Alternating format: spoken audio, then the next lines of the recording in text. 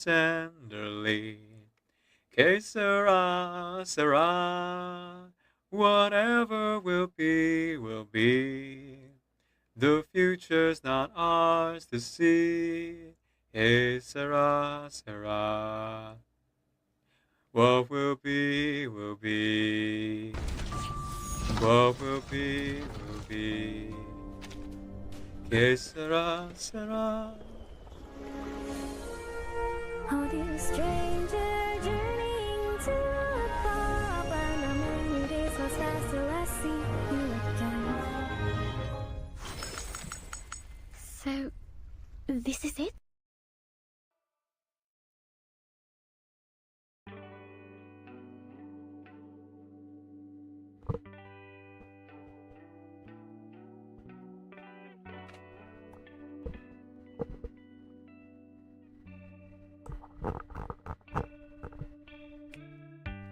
Forget, I'll do it sometime. I'm locked up on the button. Can't you do it sometime? Push it too far. Fine, electrify mine. Electrify my golden suit. Can't look at your eyes without sparking some. Electrify my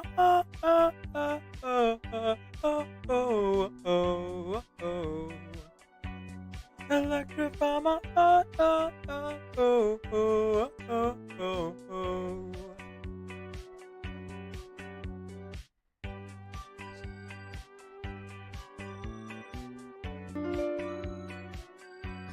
Hanabi_Kitty subscribe Thank to you, your Hanabi. channel for 0 Welcome months. welcome in.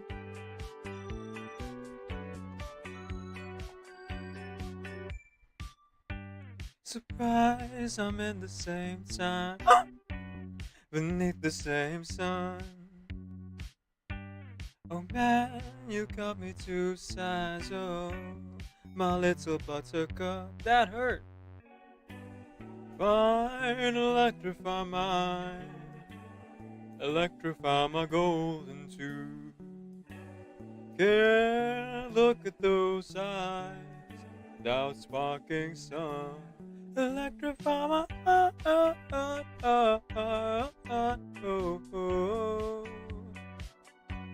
Electrify my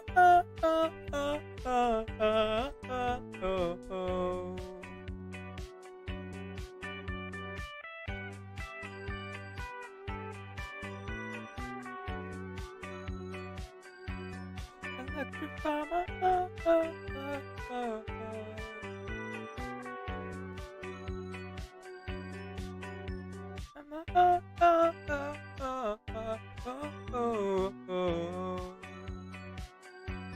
Electrify my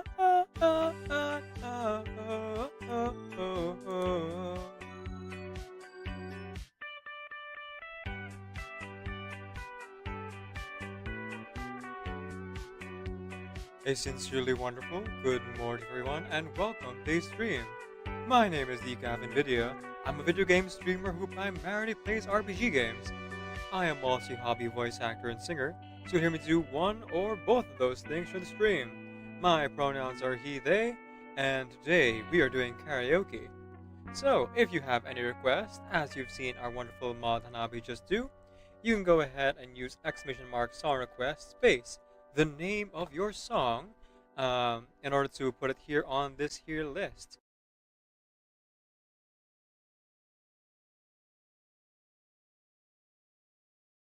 You're welcome. Follow Yuki24 guys for a variety of games.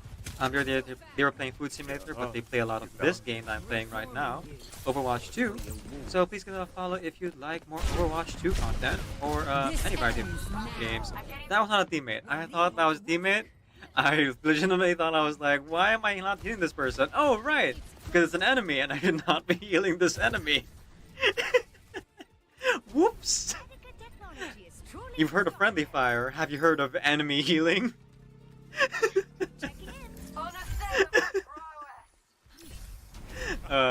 Oops. Triggy and I also have Sunbreak. Ooh. Decaf doesn't because Decaf is a completionist and is waiting to fully complete the first part. No, bad. Yeah, yes he is.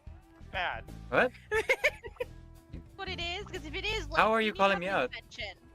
Why? You need an intervention, like, right now, actually. Like, Yeah. if it's actually just like a money issue, that's understandable. But if you are legitimately holding out for completion's sake, oh my god. Oh my No. god. I'm not holding out for Fluffy completion's Bunny sake. Dongo, they're a tasty treat. Is this the newest one? It is a money issue. Newest Monster Hunter? I'm not waiting to complete everything. Here's my interpretation of how Kaveh programmed Marak. Alright, Marak. Now, I'm gonna go ahead and program Alhaitham's voice. Register this into your log as Daddy. Sorry. It seems you suffer from a pathetic delusion. That's right. You've seen it clearly. Because You're welcome. Follow Yuki24 guys for a variety of games. They were playing Food Simulator, but they play a lot of this game that I'm playing right now, Overwatch 2. So please give them a follow if you'd like more Overwatch 2 content or any variety of games. That was not a teammate. Every single day, every word you say, every game you play, every night you stay, I'll be watching you. Oh, can't you see? You belong to me. How my poor heart aches. Every step you take, They went for the high notes. every move you make, every vow you break, every smile you fake, every flame you stake, I'll be watching you. Come on, Ella. Come on. Since you've gone, I've been lost without a trace. Dreaming that I can only see your face. Look around, but it's you I can't replace. Feel so cold and I long for your embrace. Keep crying, baby, please. Come on, Ella. Come on. There's the gold. Or the orange. Is it gonna be him? Do you have a guarantee? Come on. There it is. Yes! Disintegration of reality. The police The brought him home. manifestation of fate. The brilliance of transcendentality. Yeah. The ethereal images.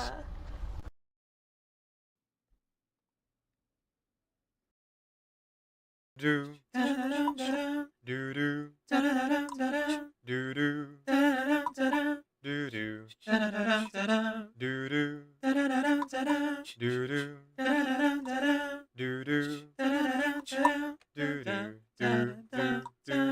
sleep work sleep work sleep work sleep work sleep work sleep work sleep work sleep work.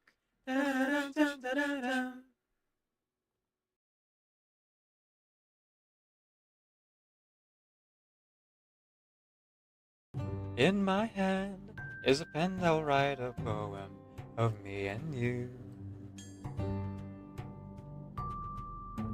The ink flows down into a dark bottle. Just move your hand right the way into his heart. But in this world of infinite choices, what will it take just to find that special day? What will it take just to find that special day? No way!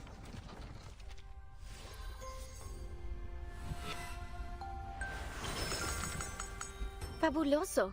Now I have an experience even more noteworthy than spending 2 weeks hiding out in a university bathroom, being carried around in a suitcase. Zero pity. We got her at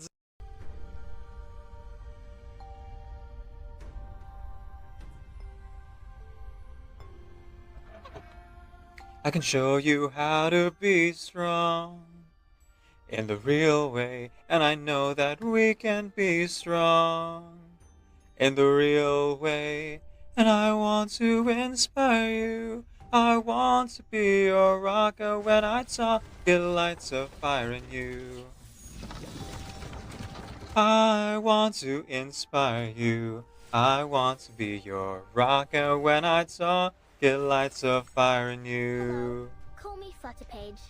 I used to live in Millwall with my mum and dad and sister. But that don't matter no more, does it?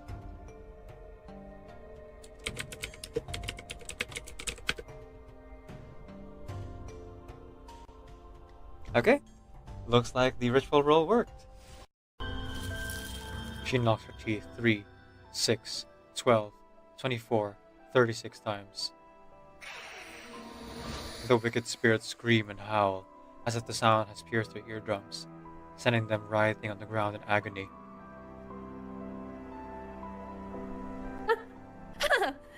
Look like it's working. But why is my head so dizzy? Blood is still pouring out of her wound. It trickles down her palm and drips down to the floor. Is it because I'm losing blood? But wait, it hasn't scabbed over yet. Great. Sifu, your calamity, there's still a chance. As her head grows lighter, she loses her balance and tumbles to the floor. On the walls and ceiling, arms begin to form, their deformed shapes reaching out toward her.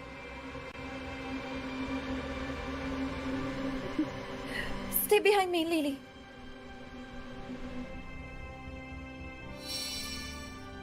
Amidst the darkness, the flower bud begins to tremble.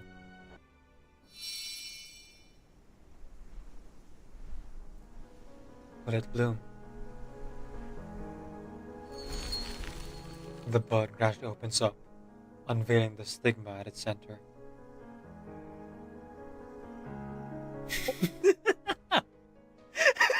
Wait, what? What? What the hell? Sure. Oh my god, what is... It's like a...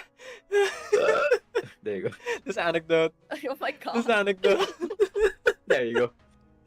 Fucking hell. There you go. I did it for you guys. It's like, we're all at the edge of our seat, the blood's flowing, Anan Lee might die, and then... This. No. Sure. You know, I know that they say the comedy is like all about tension, and then cutting the tension so that you you hit the punchline.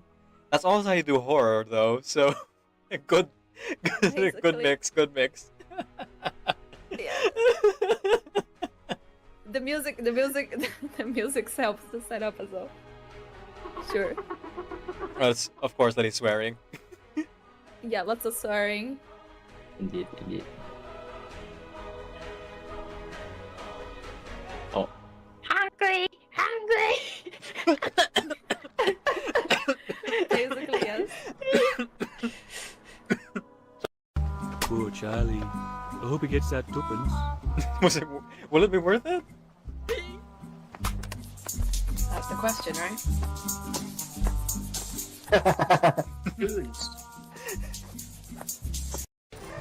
Aldo, what should I call you in the meantime, eh? Yes. Yes. I suppose it won't do going around with a name, will it? Maybe a nickname will do for the time being. That way, people won't have to keep shouting, "Oi! That girl won't lose her name," whenever they see me. Brilliant idea. Let's see. How does Flutterpage sounds to you? Oh. Wow, these are like hero origin stories. Oh. Yeah, we're knowing what happened. So cute. How does Iron Man sound to you? No. Not like that. Shit, this is I forgot, like, as you said, like, for superheroes, but for Flutter page, amazing. Prequel, origin story type things, yeah. Yeah, orange story. Yeah. Flutter page. That's right. I got the idea from watching your arcane skill fluttering around that page. I think it suits you perfectly. I've also gathered many new puzzles proposed by mathematicians from the outside. Some are extremely challenging, and I already have ideas for a few solutions. Uh-huh. But to be fair, I'll give you some time to work on them too. That way we can exchange our thoughts in the next letter. And there's also this newspaper. Nesma found a report on me and suggested I send it to you so you can see how well I'm doing for myself. For you. And there's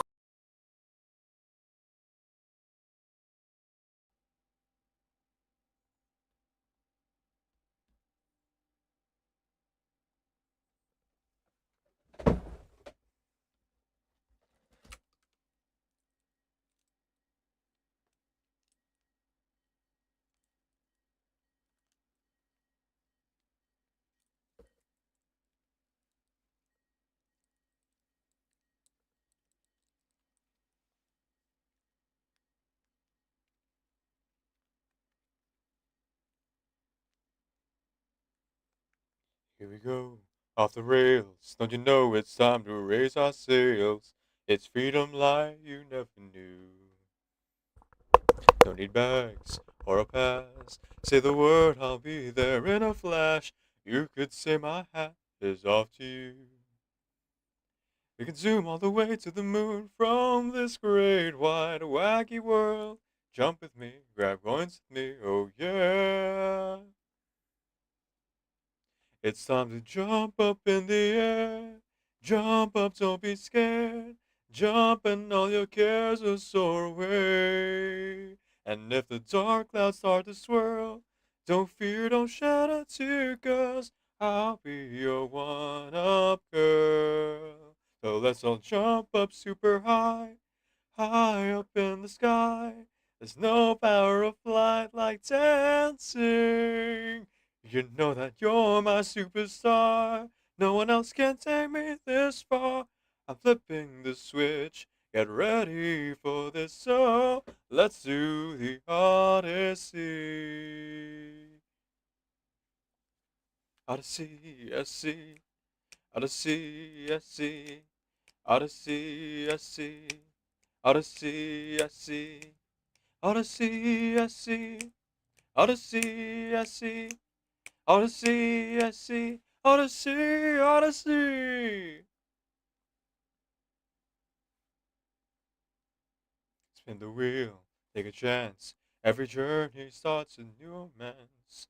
A new world's calling out to you. Take a turn off the path.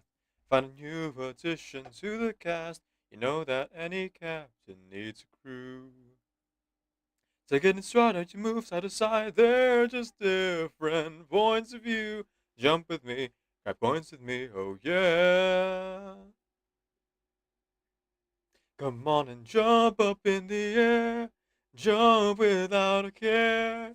Jump 'cause as you know I'll be there.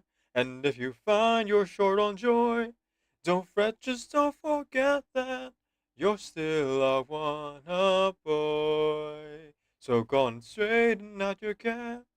Let your toes begin to tap. This rhythm is a power shrew. Don't forget you're the superstar. No one else could make it this far. But comb through that stash. Now you've got panache. Oh, let's do the Odyssey. A sincerely wonderful good morning to everyone and welcome to today's stream. My name is TCAFNVIDIA. I'm a video game streamer who primarily plays RPG games. I'm also a hobby voice actor and singer, so you'll hear me do one or both those things on stream. My pronouns are he, they, And they are playing Genshin Impact with the Cyberverse 999.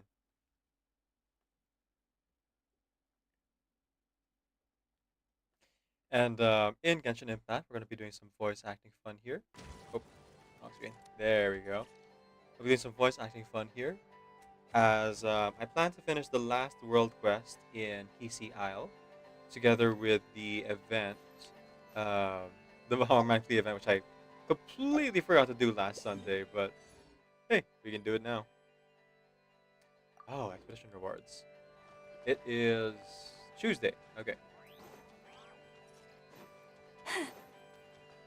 I kind of let the expedition rewards slip past me last time, but it's fine. It's not a huge deal or anything like that. Before we head on over there to the events and to the World Quest proper, I just really quick want to get this Lunoculi and treasure. Off stream, I've been kind of just like getting the last bits of treasure here in Lampo Isle, and oh, that's literally the last two. So you know, I figure why not just get it done, you know?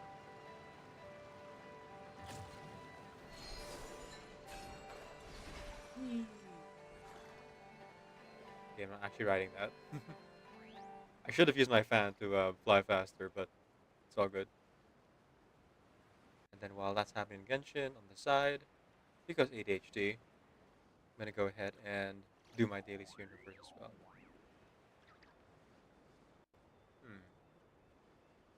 Oh, it's one of these. Okay.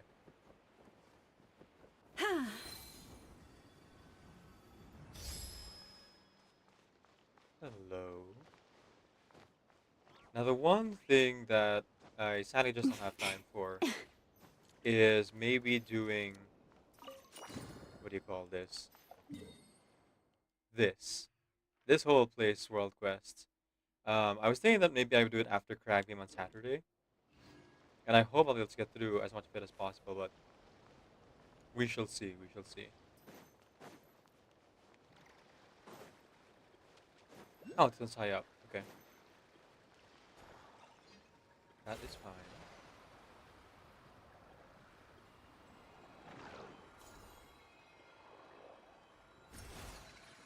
It's an easy enough solve.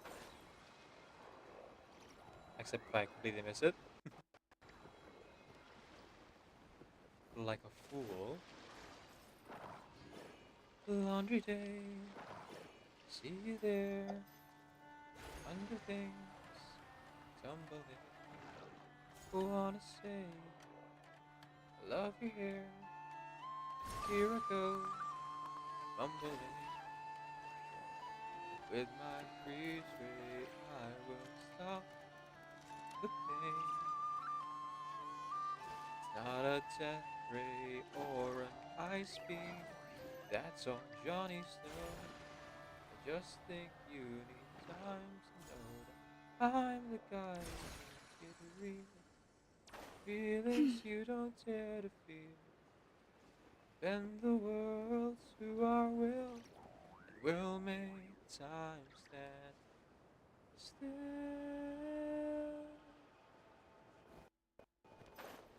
There we go. Oh, and came with a little bit of Mora. Okay, are there any treasures left here? Oh, wow. Well, dip dang daroo. We completely cleared out Lampo Isle. Like, there's zero treasure left. That is very good to know. Okay, in that case, let me go refresh my expeditions here. Collect some ingredients and minerals and things. Now, the character I've been trying to build has been Flint's. Wait. Why isn't it music playing at all? Is it just really soft, or...?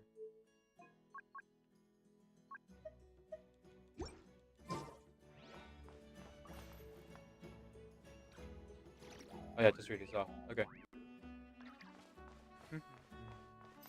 Add Ash. I'm still figuring out, 5 years later, how to properly mix Genshin sound. It's a lot louder than other games because it is capturing directly from PS4. At the same time, I can't hear it unless I do that. So it's a weird little balance, you know?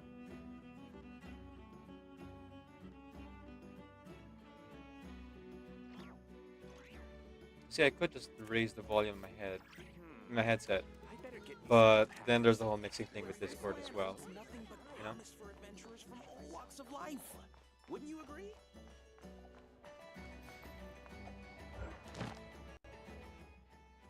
Oh, you look at that. It counted as long-term experience points.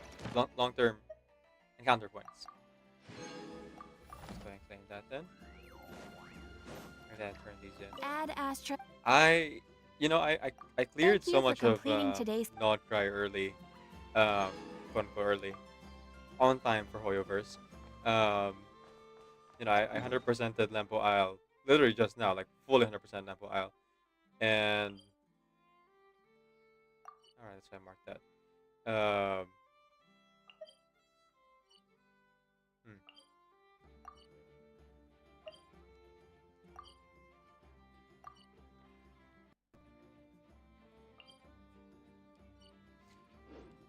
I've also done the Archon quest and all the other like side stuff early. The one thing that I haven't been doing consistently is the anecdotes, because they're meant to be kind of random and spread out all over the place. Um, like half me wants to do them on stream, the other half me knows that that's not viable because of their random nature. You know.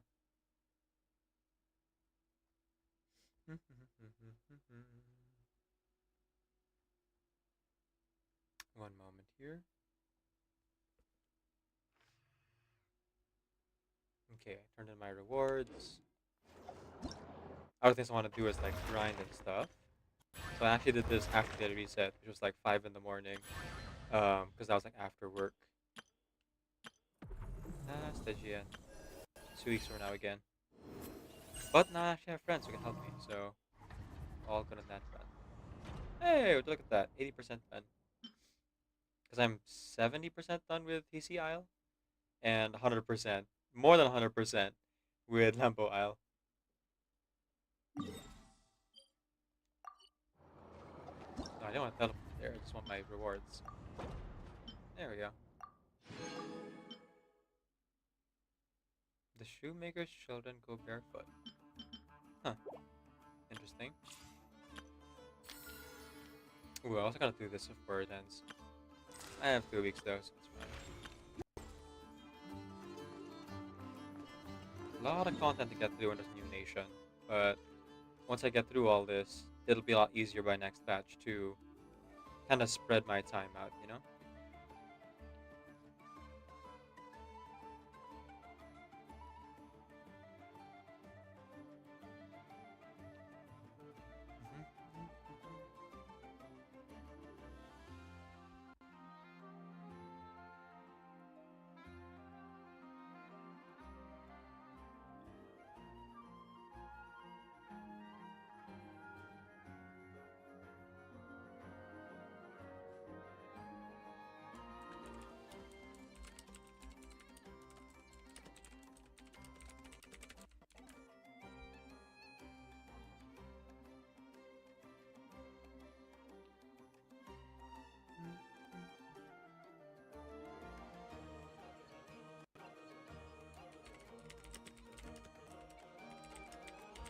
Okay, so the next place we should go, in order for us to actually progress the game here.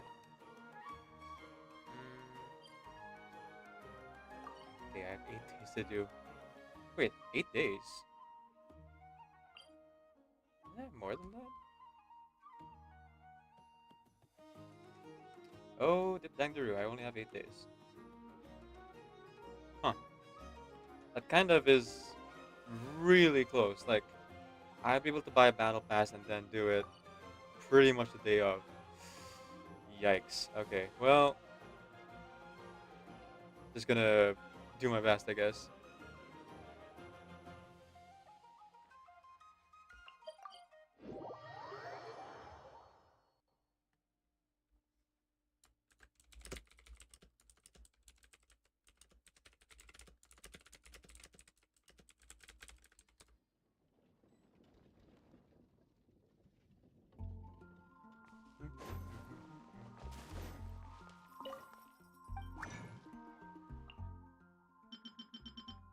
So I have to build flints for Spiral Abyss.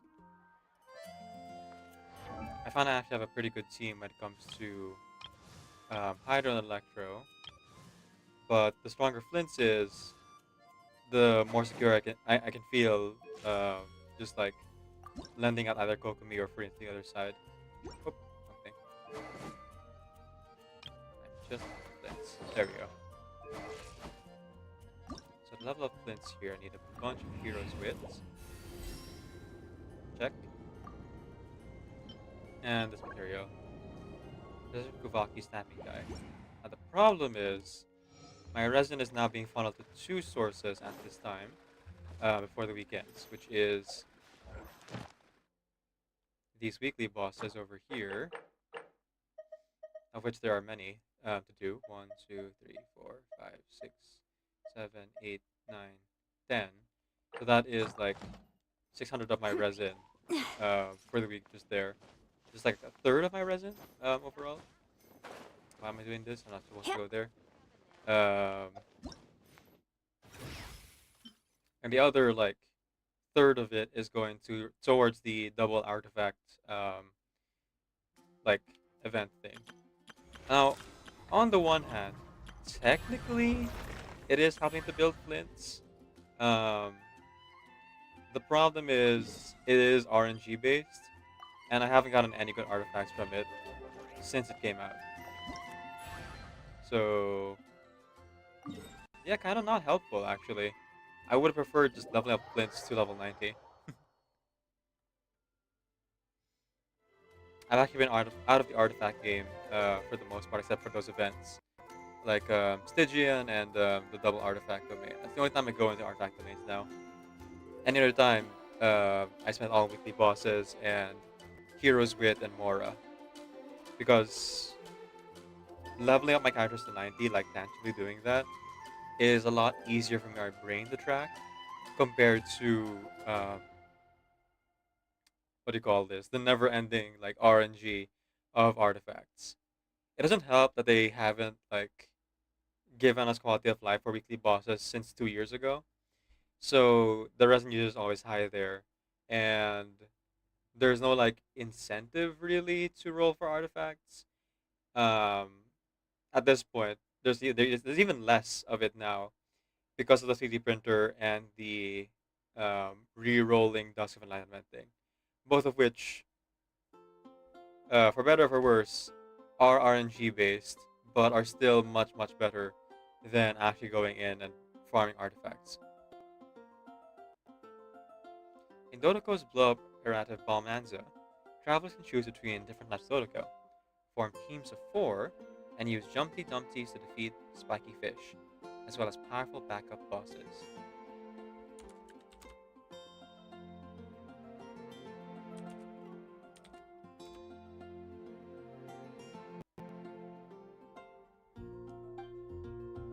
During the challenge, Dodoko will lose vitality when attacked by opponents and bosses, or from getting caught in its own bomb explosions.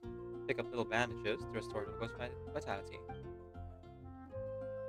During the challenge, you can accumulate experience by defeating opponents or destroying steady-state seagrass to enhance your abilities. Experience from defeating opponents and boosts to abilities are shared amongst all Dodokos on your team.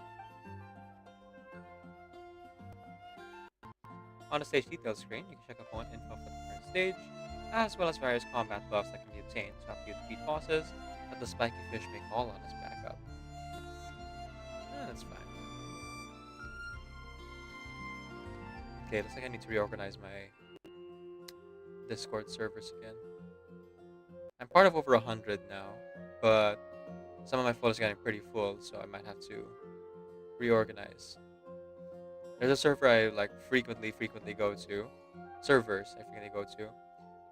Reverse 999 servers, Genshin servers, light novel, manga, anime servers, webcon servers, and video game servers.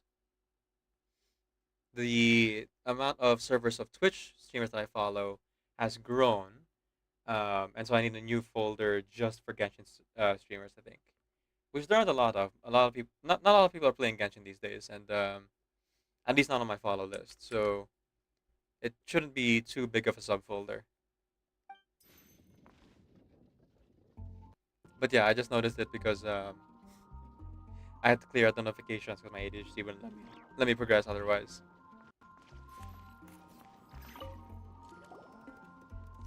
Hello, Valerina. Whoa, the cat savior and Paimon the cat whisperer. I can't believe you actually came. Of course we did. Although you're not the person I was expecting. I'm misremembering. I thought someone else was here before. Huh? What did you just call us? That sounds familiar. Yeah, that's talking about when we found the owner of the tavern's like lost cat. Not Angel Share, the other one. The one Diana works in. Gosh, okay. Maybe you should just tell us. Have we met Sarah before? I can't believe the cat whisperer still remembers me. You go, Valerina. Okay, I actually don't remember you. Valerina.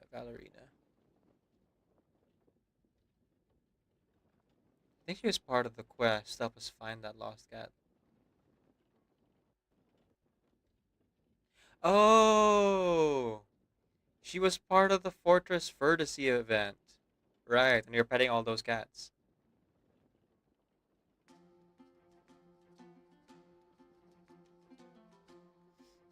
Right. But where's the usual person who's handling Dodoko's explosion event?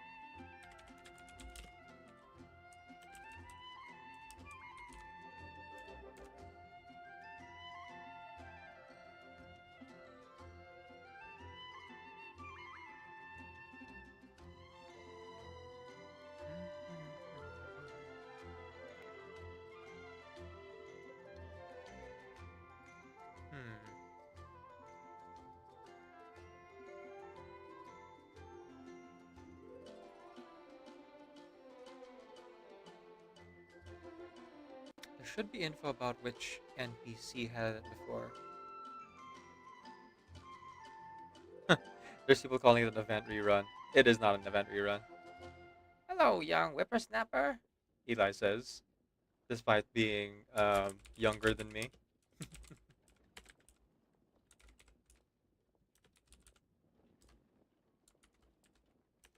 Folks, please go ahead and heart out the chat and follow Eli over in their channel. A streamer from the Valley who plays various video games, including Genshin Impact, music streams, and many, many more. You can also check them out on YouTube if you search for Elijah Corvus or Elijah Tan. Actually, wait. I have a command for Eli, don't I? I do have a command for Eli. There we go. Elijah can be found composing delicious tunes at youtube.com/@ElijahTXX. Please stay tuned for Pensive Emoji, the hit song by Elijah and MJ. Guaranteed take the world by storm. Which I just copied wholesale from MJ's stream. Let's save the catching up for later. For now, how about trying my newly sponsored game? This one that's kept me grinning for a whole week. Eli says, guys, I stream. Please believe decaf. Surely one day we'll release the hit song. Yeah. The Pensive Emoji song will be released one day, for sure.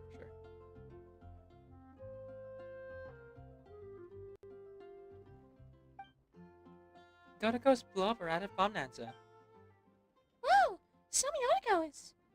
And they're all familiar faces. Look, Cat Savior. Or perhaps I should say our glittering admirable honorary knights. This Dodoko was designed in your image. He's right! Wow! Right down the cards and features.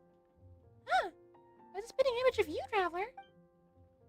In this game, Sparky Dodoko, Flashy Dodoko, Knightly Dodoko, and Witchy Dodoko have to join forces and use explosives to blast their never-before-seen opponents away. Okay, I vaguely remember there was a knight who was in charge of this before.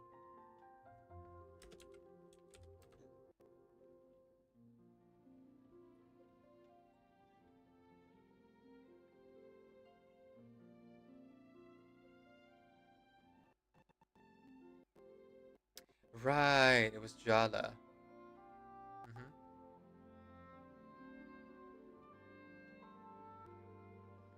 She actually ended up helping these produce the game. Oh, hello Raiders, welcome in. Sorry, for some reason my sound alert didn't go off. Huh, weird. Let me see if I can replay that. How did your stream go? Oh, it went well.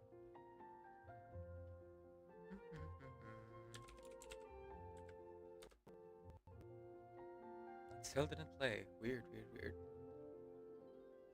Well, regardless, folks, please go ahead and check out Reknu over in their stream. They were just playing some Microsoft Solitaire.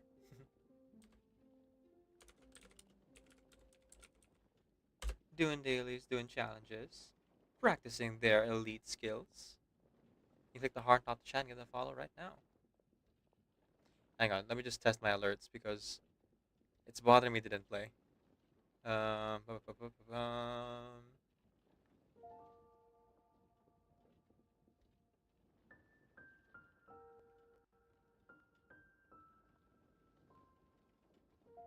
move on, bro!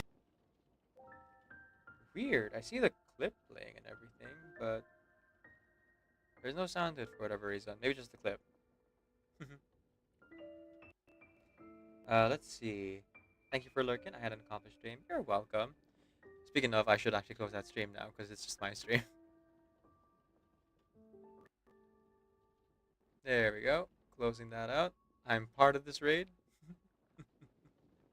Let's see. Also, I should, now know that my sound alerts work, see if I get this one working, the raid in.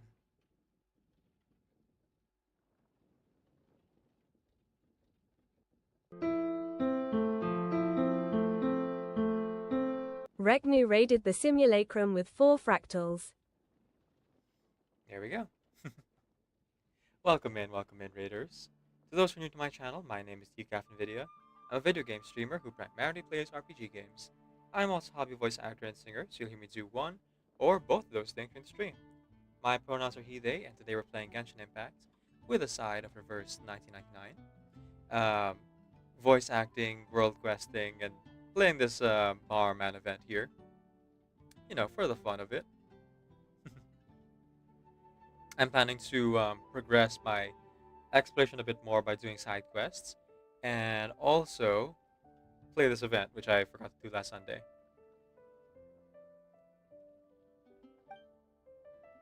I'm only responsible for the operation and sponsorship of the game, so I'm not really clear on its development. These enemies are just as mysterious to me as they are to you. Oh, also, I am halfway to my YouTube goal, so if anyone would be so kind as to subscribe to my YouTube, that'll be very, very helpful. I'm at 220-ish something subscribers now, and once I get to 500, I can actually monetize my YouTube, which would be nice. I'm now uploading twice a day with a daily short, which is pretty dang cool. You know, just like being able to say that I can do that consistently. Thanks to my new work-at-home job where I have more free time, and my new work-life balance schedule that lets me have fun doing that and also still get 8 hours of sleep every day.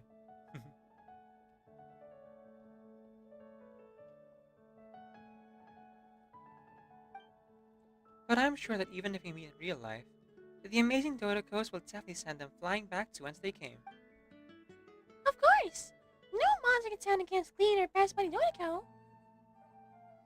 Well, let's give it a try then. A new Dodoco game. I'm sure you'll have a blast.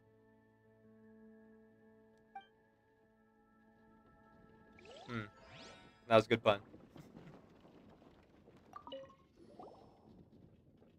How about Cat Savior and Cat Whisperer? You find Dodocos fuzzy, bouncy, and absolutely positively huggable too, don't you? Another Dodoco fan joins the party, eh? Absolutely. My current goal is to support Ernatol and spread the word of the Spark Knight's might. And of course, that of Dodoco's cuteness.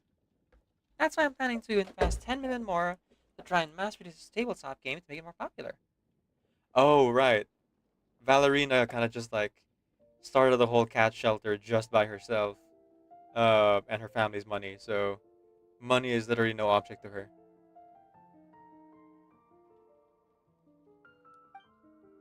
Sorry, how much, Mora? Wow, you're no ordinary fan, that's for sure. Wait, is this a call out on whales? Is Genshin calling out whales right now? Man, whales must feel pretty seen. I can't relate. I'm not a whale in Genshin anymore. Not that I ever was one. I was like a dolphin at most.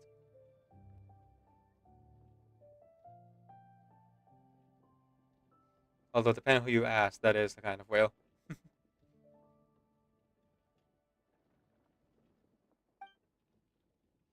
But we'll have to get the game's trial is over to collect feedback from all our players. Yeah, that sounds smart, I think.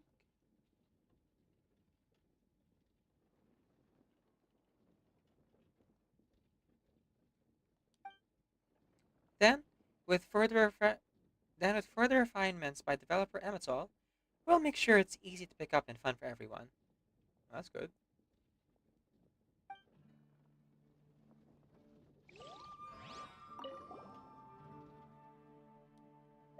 About the Dodokos and their in-game opponents. Yeah, Paimon's curious too. Just where did Amateur get inspiration? They're based on Klee, Kaya, Lisa, and Traveler. Paimon feels at home just looking at him. Well, Emetol's the developer here.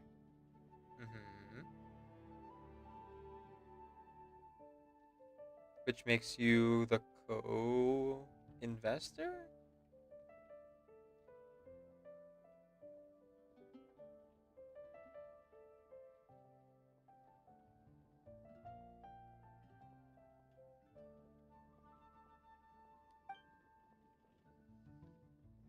So I asked her a similar question, and her answer was very convincing. Traveler, Sir Kaya, and Miss Lisa are all renowned monsters, as well as the Pillars Knights of Phonius. You've all fought alongside the Spark Knight for many, many years. So, naturally, it's about time you made your tabletop debut. I guess that makes sense.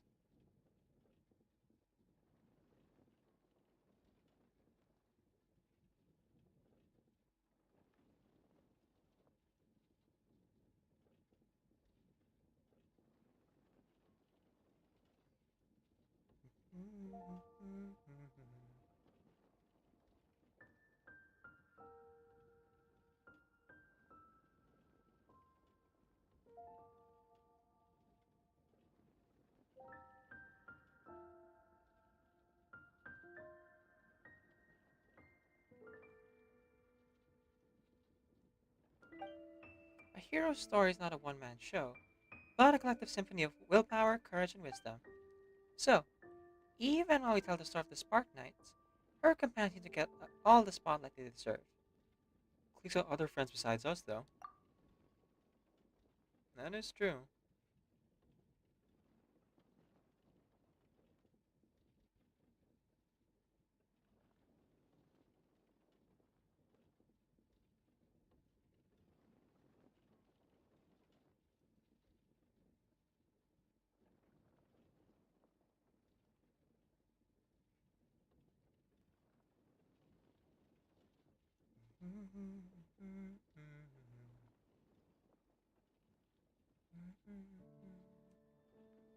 I know, but these are just the ones we have for trial.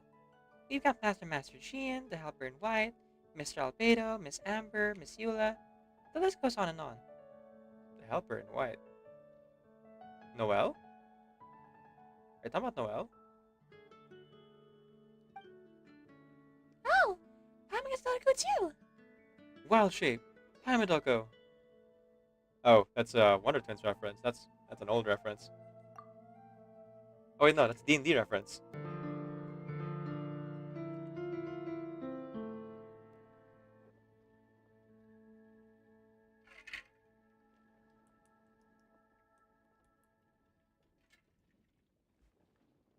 Oh, thank you for the follow, Wise Choice.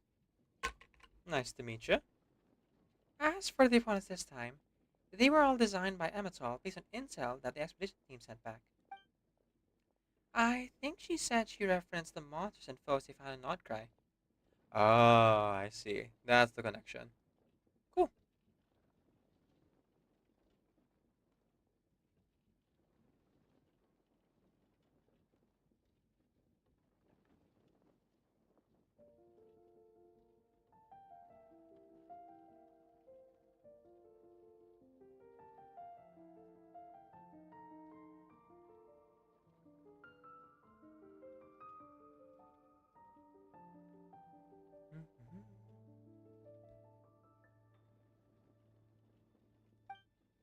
Well, it's a mysterious, faraway place that none of us have been to. That's why it's perfect at the setting for an adventure. In the future, who knows? Dodoko's story may evolve into an adventure in another world. Maybe? Maybe. Anything can happen.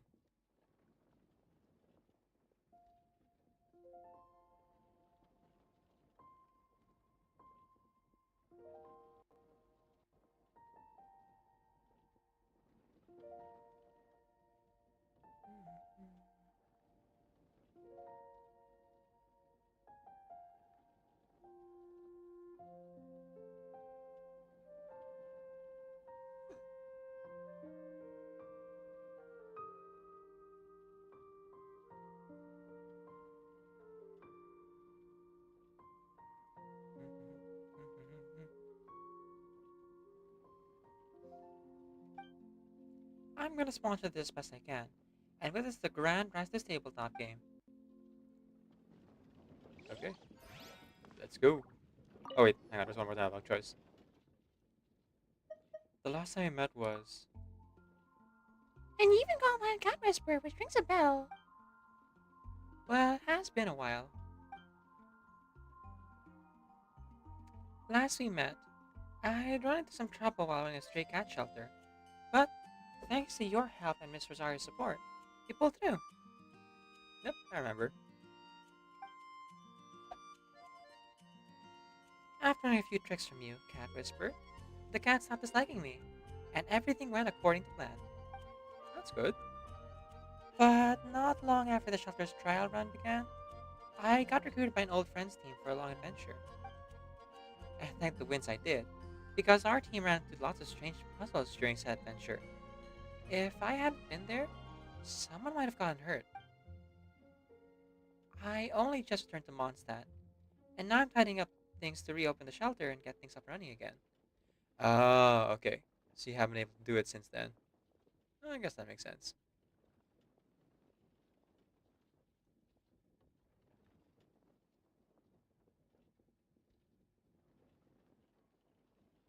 Just like in danger, your skin makes me cry. You flow like a feather in a beautiful world.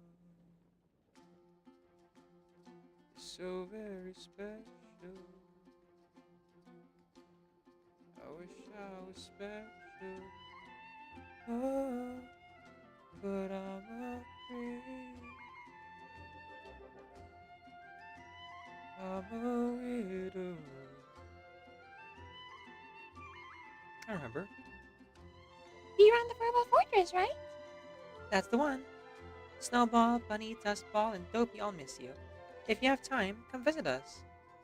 And allow me to ask, how has Sir Pouncelot been? Splendid, of course. Don't worry, Ballerina. Sir Pouncelot's got more than enough to eat, and every day is an easy breezy day.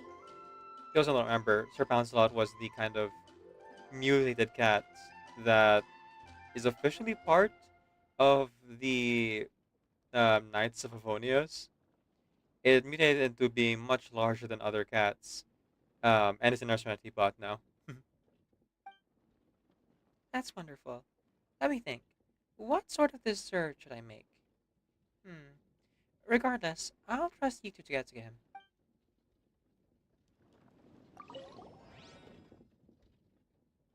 Let's talk more later. We'll come back. Don't you worry. Alright, I'll be right here waiting for you. Alright, let's play. Ah, okay, only 4. Well, I think only 3. After listening to stories of adventures from Inazuma, Valerina created a formidable foe, inspired by the elemental life forms found lurking in the Parrot Cave legend. According to the backstory she provided, these watery creatures accepted a hefty commission from spiky fish and had them stand in Dodoko's path. Naturally, whatever stands before Dodoko is destined to be blown to bits. Wait, but if the story says underwater, is this creature just going to be, well, water semi-water? During the challenge, watery water will unleash crashing waves at Dodoko's position, dealing AoE damage. After taking a certain amount of damage, watery water will spin into several watery drops. If the watery drops are not defeated in time, the watery water will reabsorb them into itself and regain HP. Ah, okay, that's why there's like different scoring system than before. Oh wait, is this PvP? Oh man, did they make Bomberman? Oh, PvP with strangers. Okay, that's fine, I guess. It's fine. I guess I just had more fun with it when it was just like pure puzzle single player, but no, Bomberman PvP can be fun too. That's fine.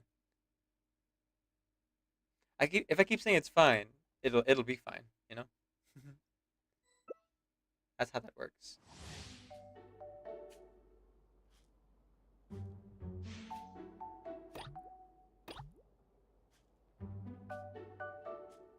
I'm gonna go with the Traveler one.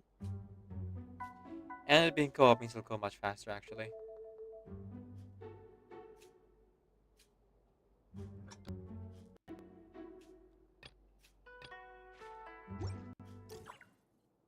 Let's go.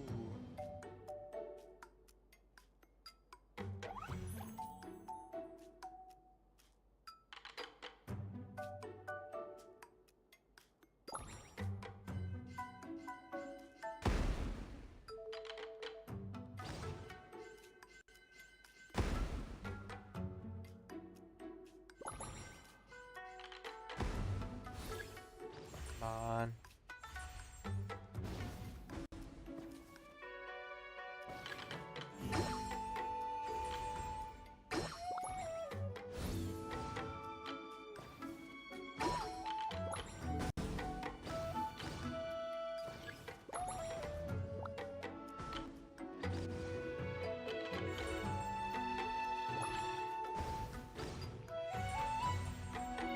Oh. Shoot.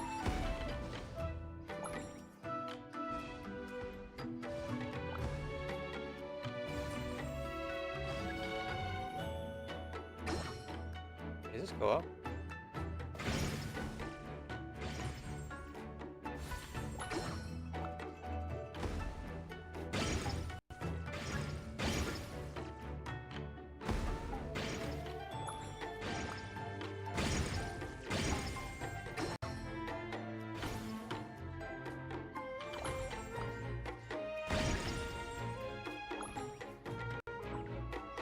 Here's the lurk and work. Enjoy your lurk, MJ. Ah, here's the boss. I am the boss.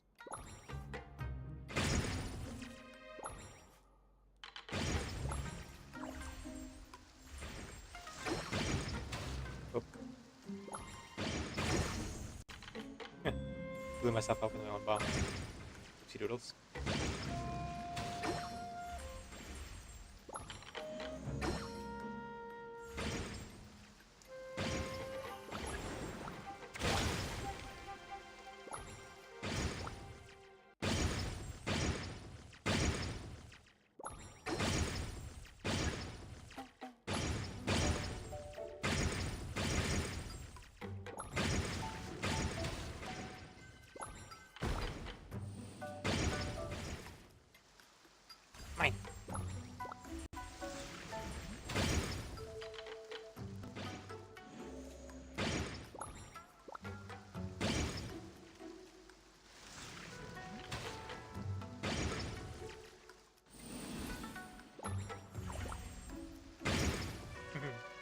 You're so bad at this event.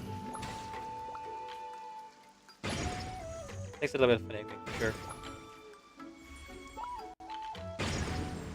Whoops. Hit myself again.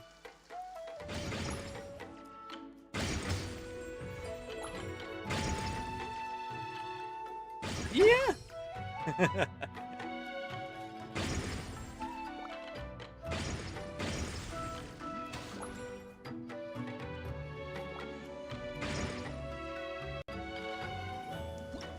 Oh, we're done. Okay. Looks like Anka got the final blow. Oh, look at that. I already got half what I needed. Okay, so this will be very fast then.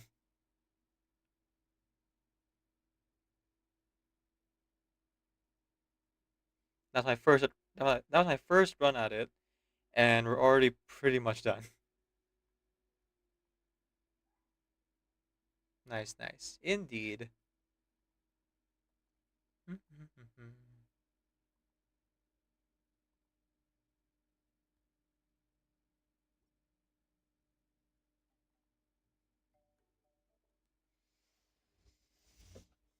Let me give a shout out here to GSC Nation. There we go. You click the heart on top of the chat and follow MJ over on their channel. They are an author here on Twitch. You can pre-order their book on these various sites. Also a music producer and player of various mobile gacha games, including Reverse 99, Genshin Impact, and Woowa. What just happened? Prediction. Definitely advantage of playing it with the end. Oh, I see. You aren't People are wasting points. predicting. I should have done that. That Yes, Emma awakens I before Julian I falls waited asleep. specifically for the weekend, Yeah, and I 'cause I'm forgot not to do here. it. So now I'm doing Oh. it today. And thankfully it's a very short one. Hi. I do prefer when it's a puzzle, but PvP isn't too bad either. Based on the Clanky Clank precautions. Based on the 7 company intel she received from Nodcry, and her own hypotheses of imaginary mechanical foes, Emmetall designed this formidable adversary. The art of explosions has 2 schools. One pursues sheer force, enough to shatter mountains, while the other seeks piercing precision, to blast through the thickest armor. This machine, brought by the spiky fish at an absurd black market, presents a new challenge to the existing meta in explosive techniques. During the challenge, the Clanky Clank tank will be protected by special heavy armor and will not take damage from regular attacks. You can destroy its armor and stun it by bouncing its own bombs back at it.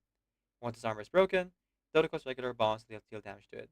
So when it comes to these events that are like score types, I usually wait until the weekend or the week after, because I run into the same problem that you do, MJ. Just like I'm waiting for the like cap to go up, and I most of the time just overcap. It's fun to play them when they're incomplete and all, but the what do you call this? The thing that answers my ADHD, just like getting it done, can only really be done a few days after, which is kind of the weird paradox that Genshin does to pad out time, to make people log in daily. So if I just save it for later on and just focus on other things, then, well, in the long run, I get to play Genshin less and play other games. And, you know, do things like editing and things like that, which, let me tell you, I am a smidge overwhelmed by right now, as I've been doing my own editing projects, but also been working on the podcast, and the reason why it's a smidge overwhelming is because I realized just how much raw footage I have from the period where I didn't have work. I still have about 150 hours of footage to get through on my own, like, personal thing. But I'm prioritizing the podcast first, so I'm just editing enough just to, like, upload daily, which I have the stockpile, so I'm good for the most part. But the more stockpile I have, the more peace of mind my ADHD will also have. Kind of similar to how we're dealing with here in Genshin, you know? Okay, bounce its own bounce back at it. Not really sure how that works, but we'll figure it out. Well, it's a tad underwater these days. You know, just a tad. Also, I've been mixing the music video. I received 3 new recordings uh, so far, and uh, and I've actually been able to like put them all together in a way that maybe isn't the most cohesive because everyone has and no one really had sheet music to work off of. Uh, so timing is a little bit off in some parts, but all good because the important thing is that a lot of people like actually submitted the recordings and stuff, and even though it is very much an amateur work, I'm very much proud of it.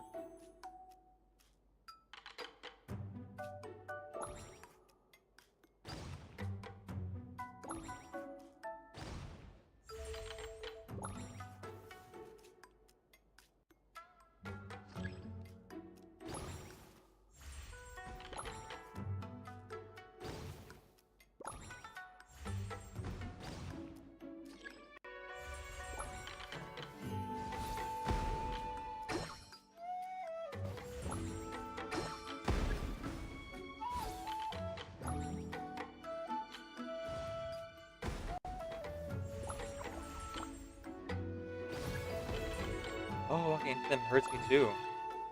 I didn't realize. I have 2 bombs.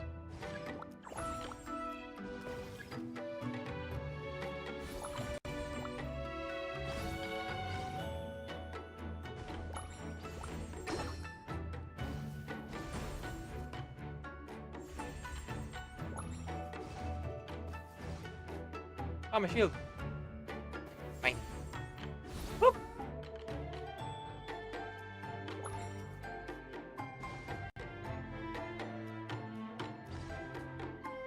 Okay, this actually is the D-pad than it is with the joystick, but silence not an option.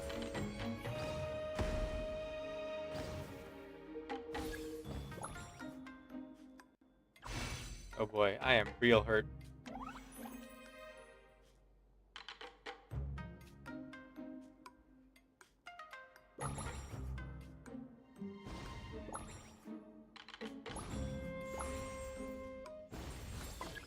Oh, my got back.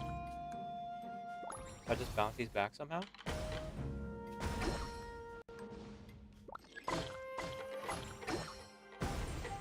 How does that work exactly?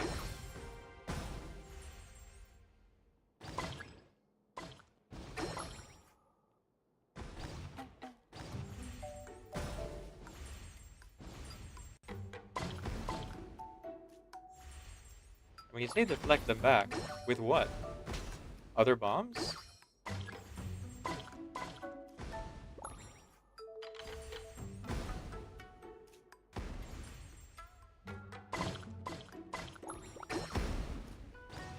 Yeah, I don't think the other players understand the mechanics. They're just throwing bombs randomly at the shield, it's not doing anything.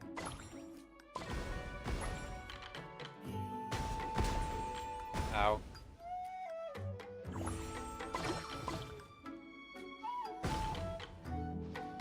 Oop. Get ready.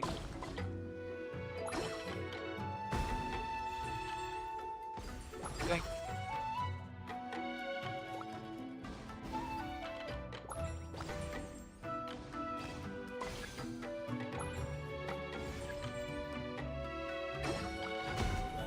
Oh, there's no friendly fire. Oh, that helps. Oh, jeez Louise. Oh, there's the deflect the bomb button. Okay. Hang on, I can't see it. It's my audio mixer.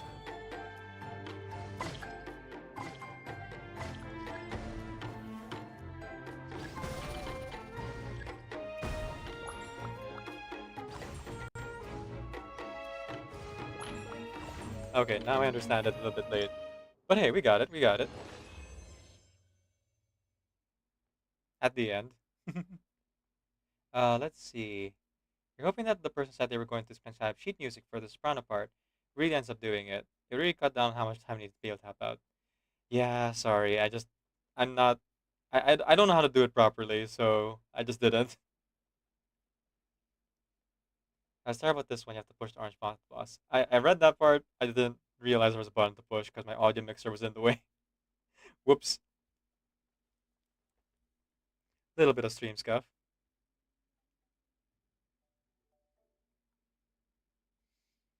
Like I did it fully by ear if you couldn't already tell. I did reach out to some other musicians, but unfortunately, they were too busy for it. Or in the case of one of them, I feel like I should pay them if I want to like get their services specifically, because they're like a full professional. So you know, Snow Shepherd just kind of did it on her own. Like she and I could say Snow Shepherd because she told me it's okay. Um, she kind of just like did the sheet music on her own, and then I was like, could you share that with the other sopranos? And she was like, okay, I'll work on it. So you know, voluntarily, but if we do end up winning that bronze prize, I'll still pay her for sure, because that's a lot of effort, you know. I can't pay much, but a small part of that prize is nothing, nothing much. Did she already do it? I think she did. I'm a little bit unclear. Hang on, let me reread the message.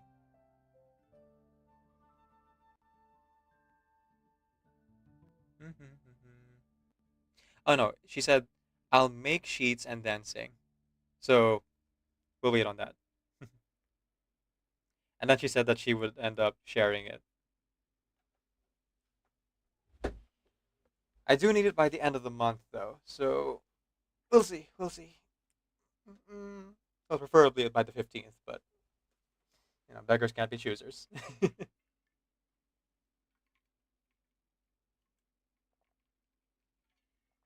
The good thing about Snow Shepherd doing like sheet music though is that it'll actually be a lot easier for me to edit and mix, because instead of me doing the timing for everyone else, it's you and Snow Shepherd doing your own timing, which means I have very little adjusting to do. A powerful enemy born from Emmettal and Valerine's creative minds. Both have taken a keen interest in Nodcry's surreal landscape and bizarre creatures, and have agreed to one day take Phonia there on vacation, if their schedules ever align. Among all the archival photos of Nodcry, the trio are most fascinated by the radiant antelopes, choosing to design the shiny sparklopes after these curious creatures. In terms of backstory, the sparklope, originally a neutral party, chased the Clanky Clank tank all the way to Cider Lake after the mechanical menace disturbed its peace. The enraged sparklope went on a rampage, leading Dodocos to mistake it for an elite mercenary hired by the spiky fish. Of course, by the story's end, the two sides are destined to become firm friends, but as for exactly how the conclusion will pan out, Valerie hasn't quite nailed it down. Maybe she'll splurge on a professional ghostwriter. During the challenge, the shiny sparklope will leap up high, then slam down to unleash a powerful earthquake attack. However, if it's time to certain obstacles, it will stun itself. When that happens, Dodoco can seize the opportunity to launch a counterattack. Definitely hoping they'll able to split apart. If she does the cheat, it does make it easier. Okay, here we go. Last one. I'm already at 3,500, so I just need 1-3 to get all the rewards. If I can't get into this third stage, I can do the random fourth stage, I guess. But if I already max it out, then I'll move on to doing the last world quest in Hisi Isle. I think I'm sitting at like 75-ish% for Hisi Isle now. And I completely cleared out Lempo Isle of World Quest and Treasure as well. So that will leave Thursday and the last part of today's stream to do the quests over in... You know, forget the name of it. Let's just call it Flint's Island.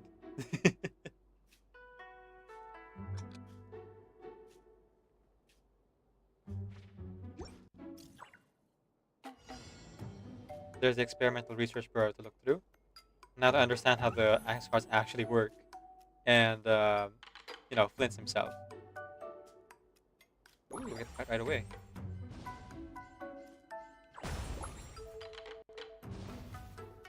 That stuff.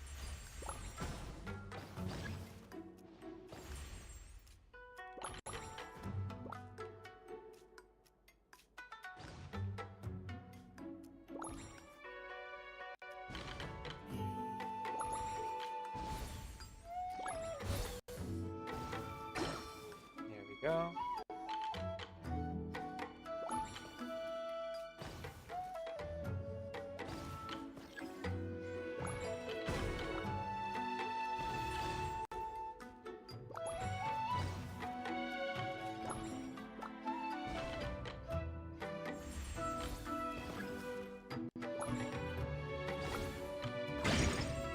Ow.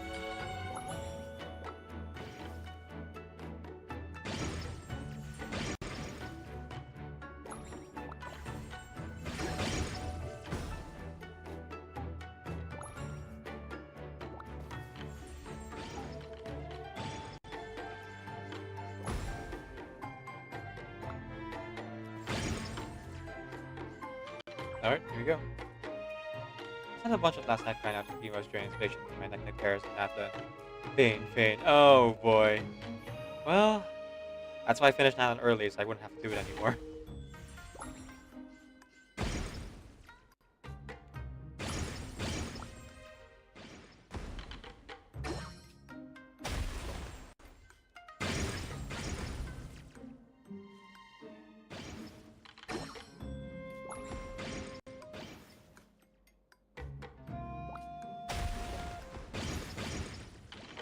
There you go.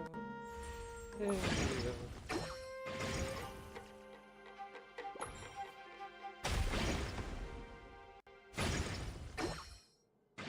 Come on.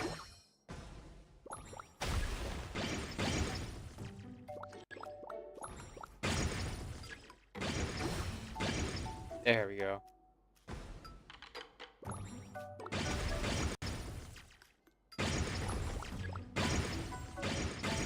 Watch your bombs, everyone.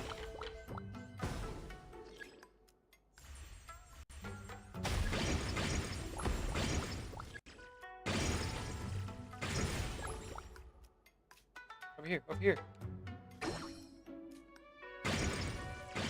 Okay, not quite. There we go. Good job, everybody. Whew. You can tell how much more I'm enjoying Notcry since I already 100% of its areas, and my lack of time to spend on games has decreased. My tolerance for completing things I don't enjoy. Yeah, fair. Oh wow, that's the most points I've gotten so far. And there we go. I'm done with this event. And now I have the freedom to play the world quests. Short and sweet, because I waited to do it. Also, I'm just gonna say this right out. MJ, you said that you're gonna lurk here. I assume you're busy doing things today. I enjoy chatting with you, but if you gotta do things, feel free to lurk. What do you call this? Less actively, if it means you get to focus more. Not saying you're not welcome to chat. Just in case you're working on something and then maybe I'm distracting you. I like to address my chat as actively as possible, so um, you might have felt the urge to respond back, but you don't have to. Who needs to focus on procrastination? It's so much easier. Abby, so I've been chatting. Oh, okay. But you do need to get to work. All right, doubly okay. Oh, real quick. I need dialogue from Valerina now that we've beat everything. Let's claim all the rewards here. I doubt it because usually these minigame events don't offer new dialogue unless they say there's an epilogue, but never hurts to check. Nope. Nothing new on that front.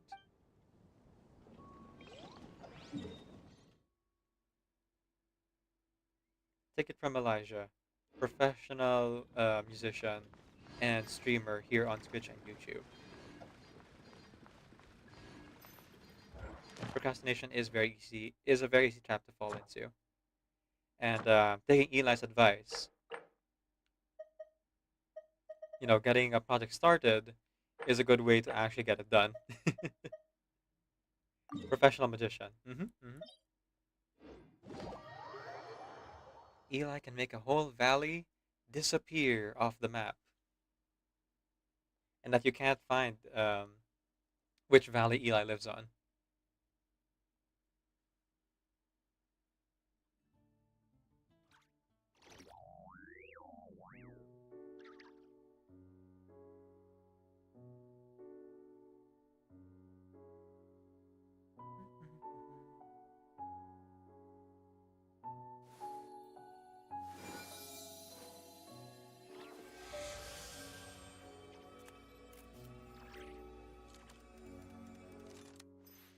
Let's go to a weekly boss.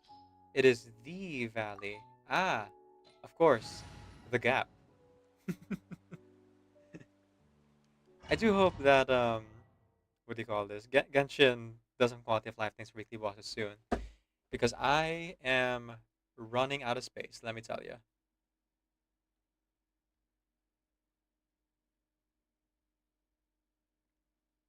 All well and good now, but eventually it adds up.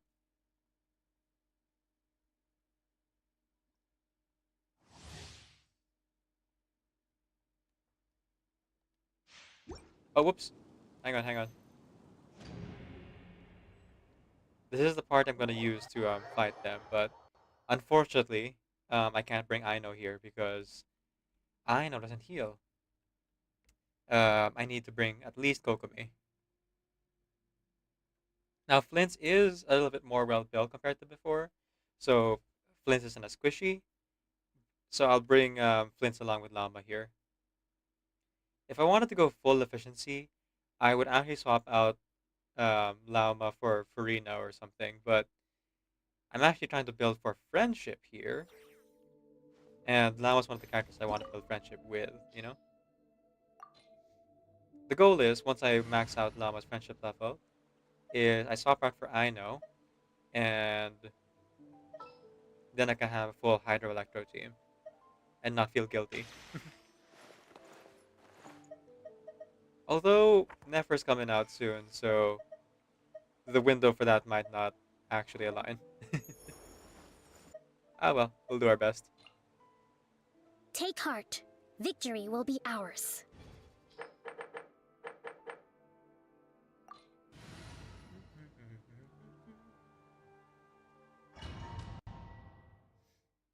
I did debate with myself if I wanted to invite my friends for co-op this week against the local legends, but because I don't actually have the third local legend unlocked yet, and the friends I have in mind aren't necessarily done with their Archon quests at this point, I figured I'd give them more time to enjoy that, and then invite them to like play together next week on Wednesday. See if they're up for well, doing things like this, weekly bosses, and some of those local legend fights.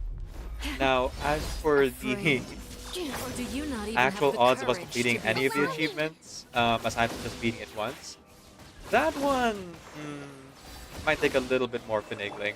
With one heart. But I think we can do it with enough elbow grease and, you know, DPS check.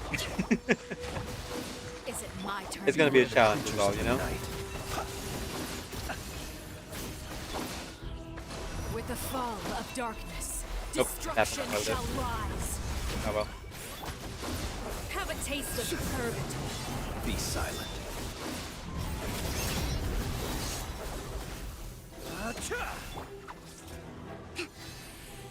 With these rising flames. Oh no, not the rising flames. If only I had a healer who could counteract pretty much everything you do. For the everlasting forest.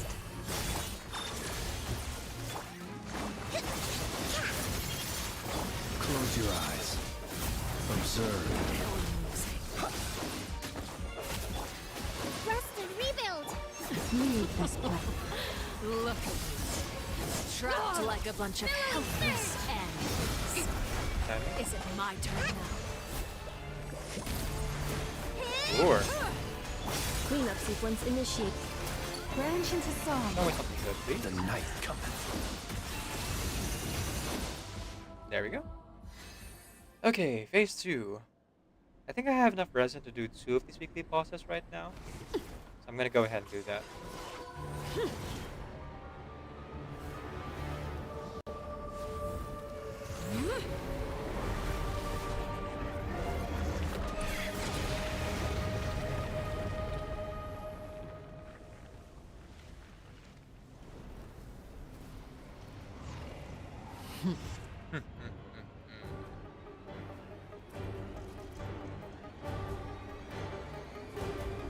It's Cinder of the Flames. Also, I just noticed the Traveler has the dull blade there again. Ultimatum protocol.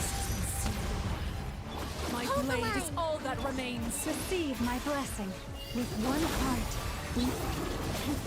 That will leave a scar. Emergency report. Be silent. Steady now. Look at that. Oh. I will return. I did try to heal things up a little bit, but that's okay. All's fair. I'll just watch you snack that game. Made manifest.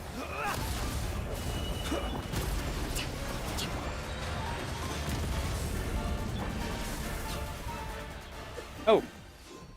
Oh. I guess we're done. I'm not entirely sure what I did there, but she got beaten a lot faster than usual. I'll take it, I guess. I think it might have been the lunar charge. Man, I've only done 3 BP boss. It's already Tuesday. But that's the price I pay for doing the artifact event. I haven't gotten a single good artifact for Flints from that, by the way. I got one good artifact overall, and it was just for Llama. Speaking of, I should actually maybe build that artifact. Let me go do that now, actually. If I remember correctly, it was like crit rate and elemental mastery feather. So a little bit better than what I currently have.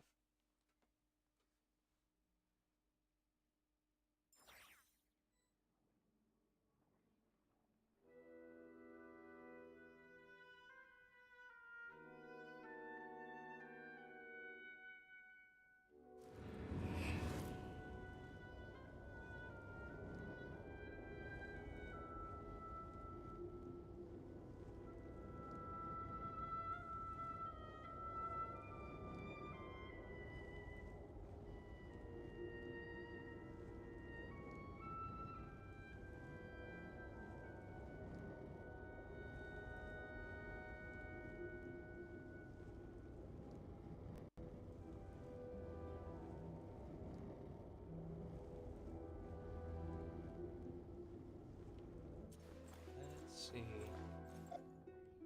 So looking at Llama here.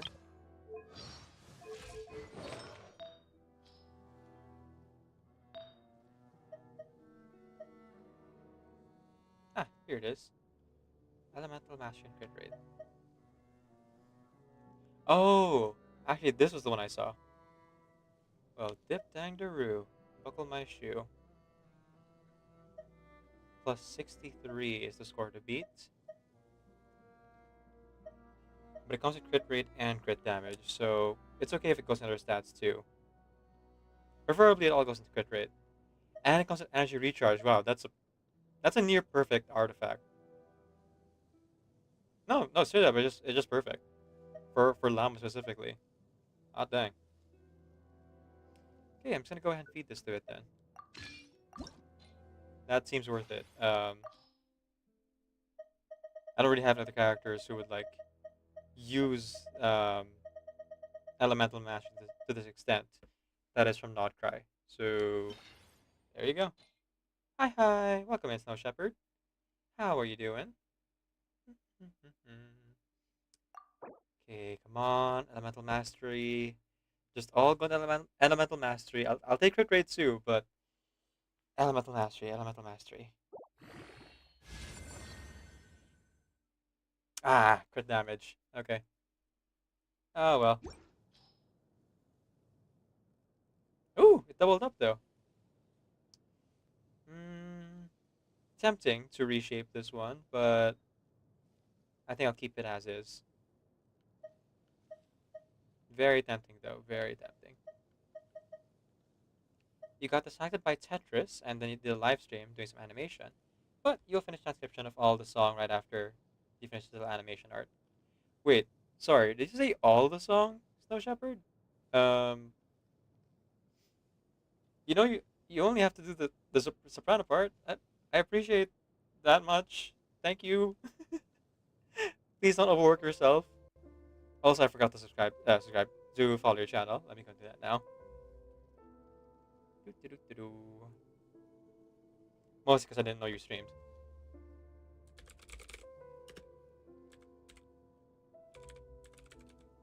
So less I forgot and more I wasn't aware. Folks, please click the heart on the chat and follow Snow Shepherd over on her channel. Let's see. Looking at her channel here, she's a player of Minecraft, is an artist, and is also a musician.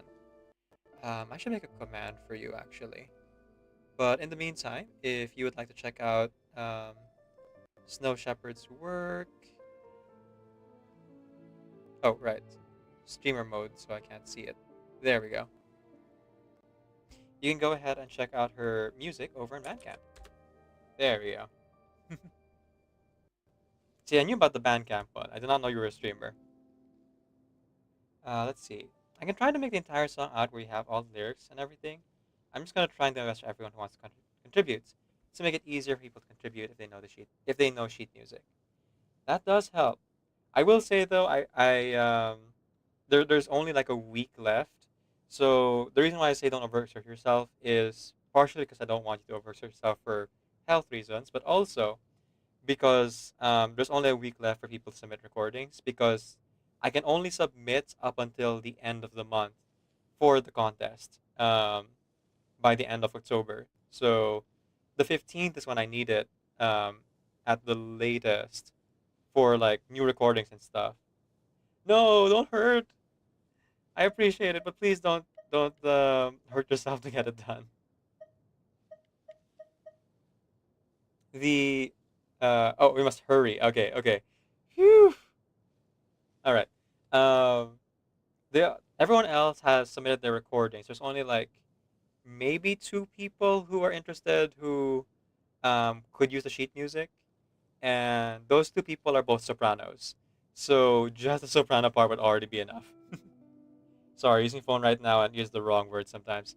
Yeah, I feel that. I feel that.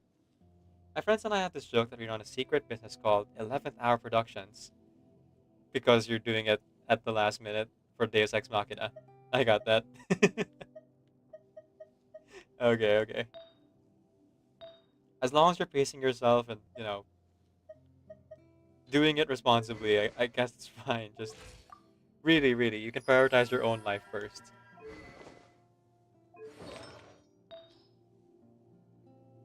I appreciate it so much, though. Just having the recording by itself is already, like, more than helpful enough.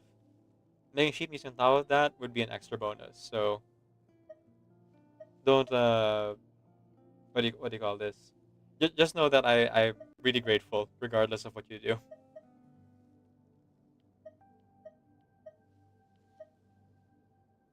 Okay. If anything needs reshaping, it'd be this thing. I do have a bunch of feathers now. Should I just use it all on flints, though? Flints, though. Use... Oh, wait, no, I only need 1. Okay. I can spend 1. RNG. Genshin is love? Yeah. I do enjoy Genshin's story and world building. I'm not the biggest fan of some of its mechanics, like this one, where it's supposed to be optimization, but they're still making RNG based. But that's just a personal nitpick of mine. I know they're never going to improve it. Alright, here we go.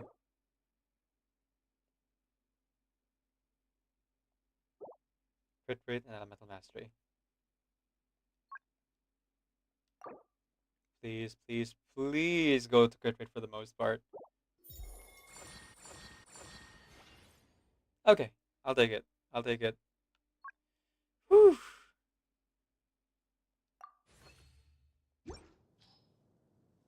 Hmm? Oh, hollowed exegesis. That actually makes it better. Better.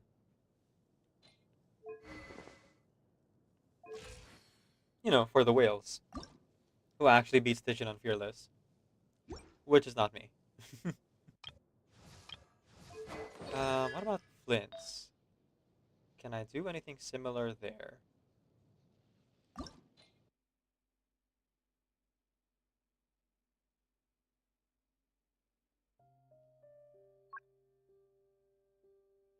I just want it all to go into crit rate.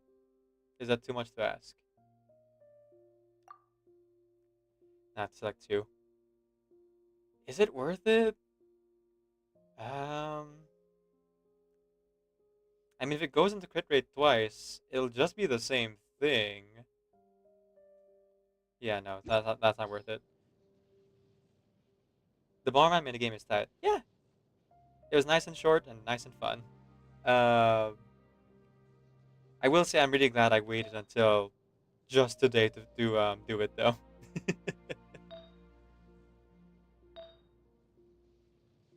Gives me a nice little bit of peace of mind knowing that it's all done and and I can focus on other things again.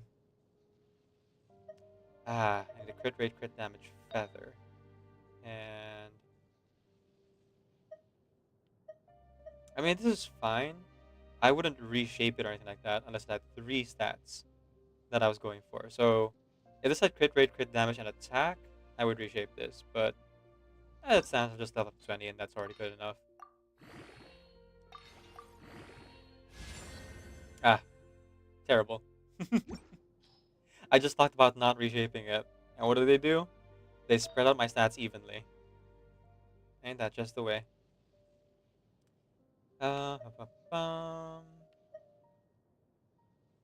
Crit rate, energy recharge, and attack. Actually, it's pretty good.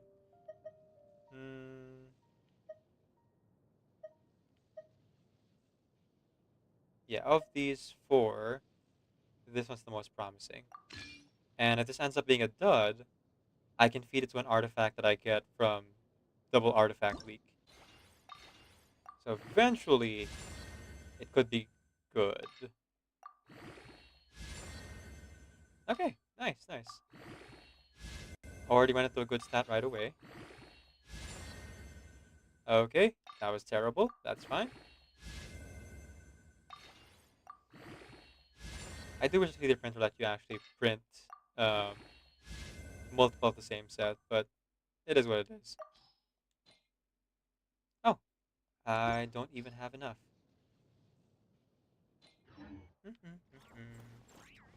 Okay, speaking of the 3D printer, is there any other artifact that I should... oh, that's cute. That I should 3D print? Let's see. Oh, I actually don't have a lot of the elixir stuff. You got addicted to the Infinity Nikki game. You got addicted to the Infinity Nikki game. It was so beautiful when it first started. Yeah, I heard that there were some changes that made it a little bit less fun. But if you're still having fun with it, that's the important thing. Genshin and Nikki are gacha games, right? Yeah, with an O. That's how they gotcha. Okay, okay. Some RNG elements, just to keep people coming back, you know? Give them a sense of investment in the game. Or burnout.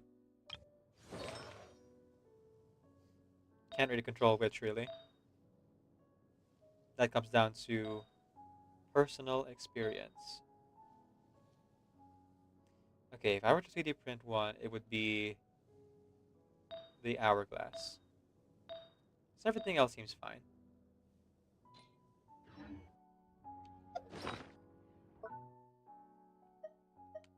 And then looking at my 3D printer here, because I do plan on getting some stars for Imaginary Theater.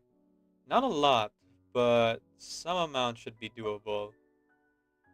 I haven't gone around to actually doing it though, the new mode, and I'm honestly kind of scared. Because Visionary difficulty is already difficult for me. Uh, but we'll see if I'll be able to even beat, let alone get stars in whatever the new mode is called, lunar difficulty, something like that. Honestly, the Nikki game had an update after the Lunar Festival that did the whole retcon thing on most of the characters. So if you started brand new, you wouldn't even get the original story anymore. Yeah, yeah. So I'm so appreciative of Reverse 999 making um, all of their story permanent, so that new players don't feel left out if they join the game now, 2 years later, versus playing it when it came out. Right? A lot of gacha games have this obsession with keeping everyone current on the story, right? And so what some games will do is they'll rerun events or they'll like make certain story segments permanent. But Genshin Impact specifically has never rerun an event even once. Like they'll say it's a rerun, but really it's just a continuation, and the game was completely different. I'm looking at the what do you call this, the prop hop one specifically. They're like, oh, it's a rerun of the prop hop event, except it's actually Dead by Daylight. That was a trip and a half, let me tell you. Oh wait, this isn't the Nod Cry artifacts. Oh, then I shouldn't print that then. Okay, instead, let's 3D print Mawika's artifacts, if I still need one. Crit damage, crit rate, and attack. Pyro crit damage, crit rate. No, that's fine. Um, Attack, crit damage. Hourglass. Crit damage, attack. Elemental mastery. Oh, actually, I guess artifacts are perfect. Nice. Let's see. What other characters should I, or could I build for then? See, that's the thing with the defense where you can only print one set.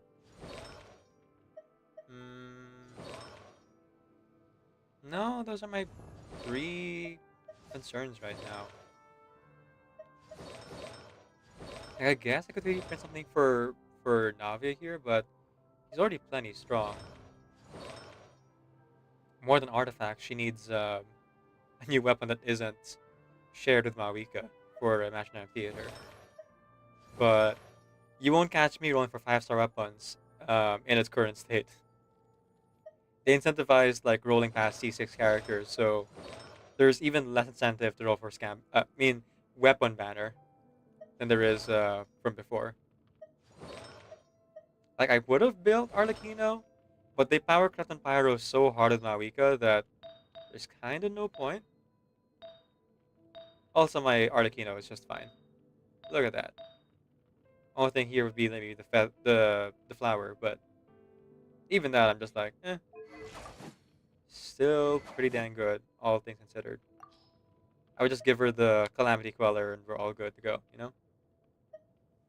Or the Skyward Spine if I want to give her some crit rate.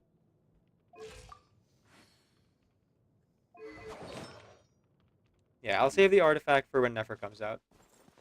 And then, at that point, I'll be able to 3D print Flints, Llamas, artifacts, and if there's extra... No, I can't think of any other 3D printed artifacts I need. Because again, they're limited to just one artifact per set, so...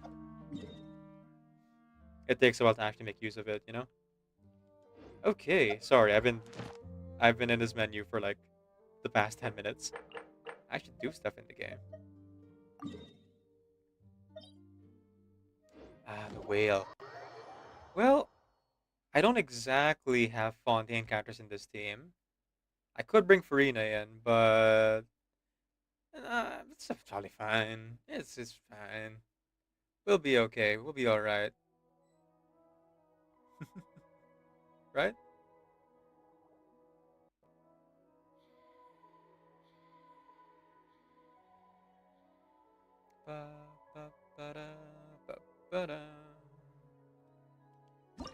It just finds finding 10 minutes in a menu. All right, if you say so. I have a friend who's so crazy addicted to Genshin. It's fun to watch him play Kratos Orion plays on YouTube. Oh, it's fun to watch him play Kratos Orion on YouTube. Ooh. Menu hype. E. Let me look him up. Oh, that's a Tales Symphonia character. Man, that is a blast in the past. My first Tales of game was, ironically enough, Tales Symphonia Dawn of the New World. I didn't even get to play like the original Tales of game. I only just got to watch the anime. Yep, I think he live streamed every single one of them now. Wow, that's a lot. There's a lot of Tales of games.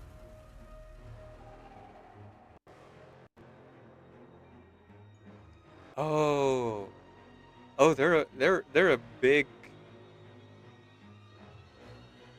content creator. Ah, dang. Okay, well, I'm subscribed now, so I'll be able to watch some of their content when I'm like doing other stuff. Oh, and they also live stream. Yes, a fellow live streamer on YouTube specifically. It's hard to find any live streamers on YouTube because YouTube's live stream genre right now is so not good. I really love Reciteer. Oh man. I should get back into playing more Tales of games, but Genshin. I'm looking for people to play along on Genshin, so why not make an option? Not, you know. Awesome, sorry. No, all good, all good. I'll reach out. If they're an Asian player, then I would definitely love to play with them, but if they're a European or North American player, then I'll just enjoy watching their streams. Cleanup sequence initiated. Supporting the shadows. Close your eyes. Make a wish. Let all the stars alive. Oh, I know what did Arlecchino in actually. Defensive mode engaged. For the It was Farina, Receive my blessing. which is how the Lunar Charge and Lunar Bloom now is being done faster. Be silent. Hold the line. Basically, he's the only Hydra applicator in this team. So because I was using her actively, Lunar Bloom is actually happening. Well, actively. Lush as the moonlight.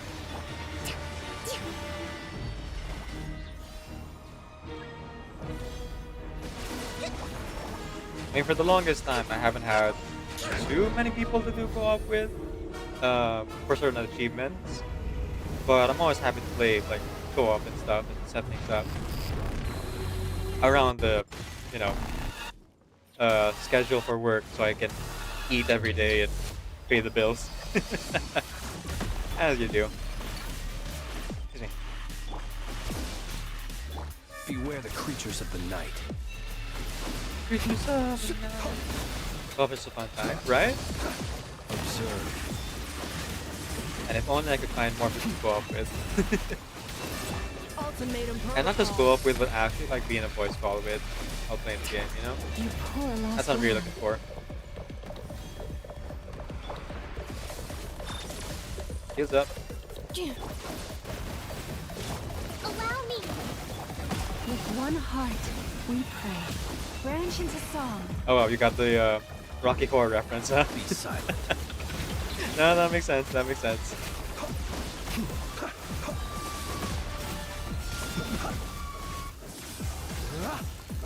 That is just my ADHD stemming. I'll just randomly break into songs sometimes.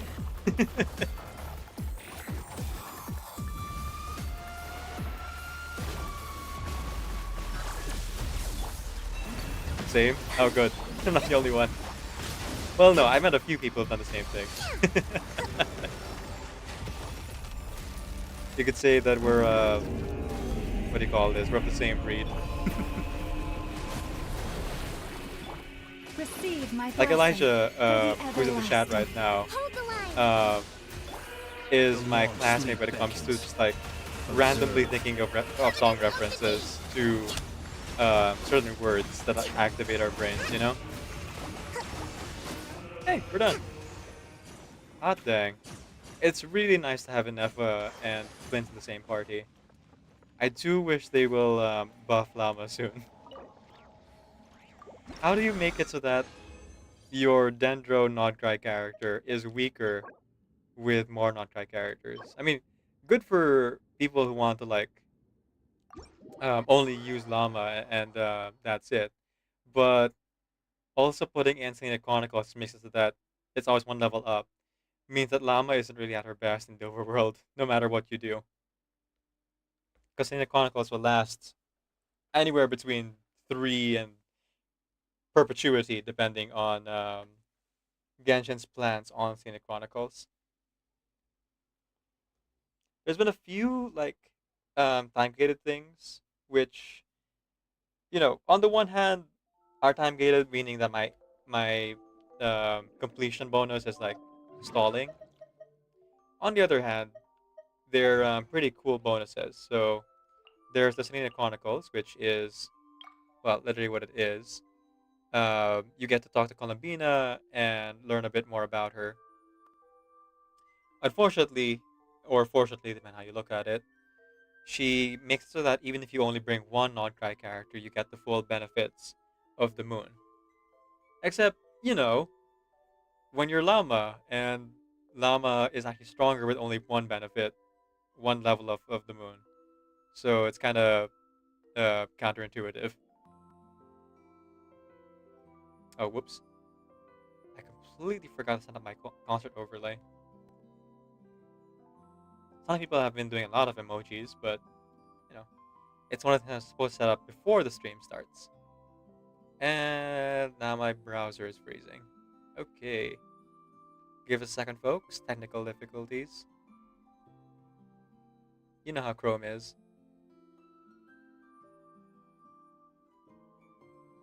There we go. Okay. Now let's test to see if it's actually working.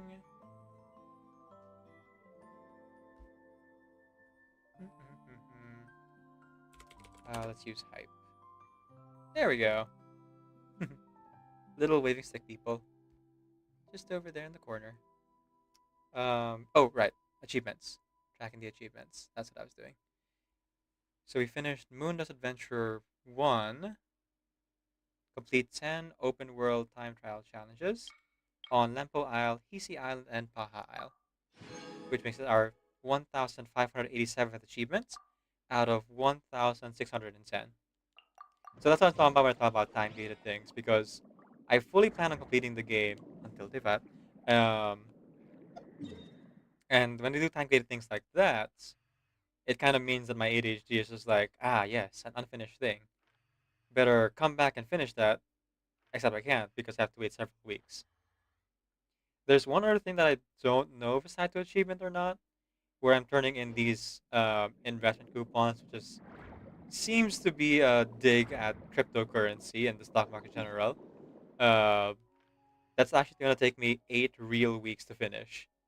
I'm now on week number 4, so not much further now, but still.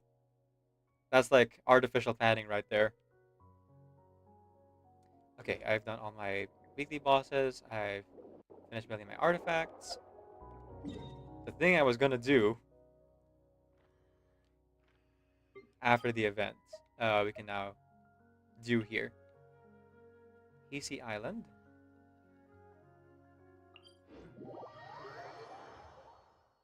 We'll teleport right in front of the pillar. Oh, actually, I should teleport to Columbina statue. Well, we can make our way down. That's fine. So there isn't a lot left of Hisi Isle here. There's literally only one world quest, really. And once I'm done with world quest, I'm pretty sure I'll be at 90% of treasure because that world quest is tied to a specific area that I haven't explored yet. And I'm already at 80%. Even though I haven't, again, explored that specific area.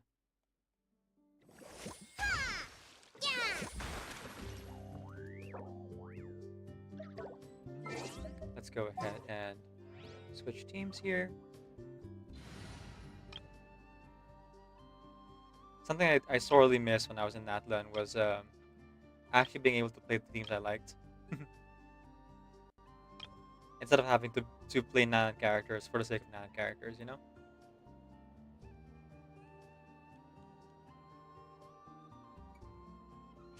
Yeah, this team would actually make sense if I either had C2 Nahida or Selena Chronicles wasn't a thing. But it's the overworld, so it's fine. You don't need to be super powerful. In fact, Klee dies a lot in my game. He's very squishy. Oh, it's Traveling Paimon. Nice to see you again. Wait, who are you?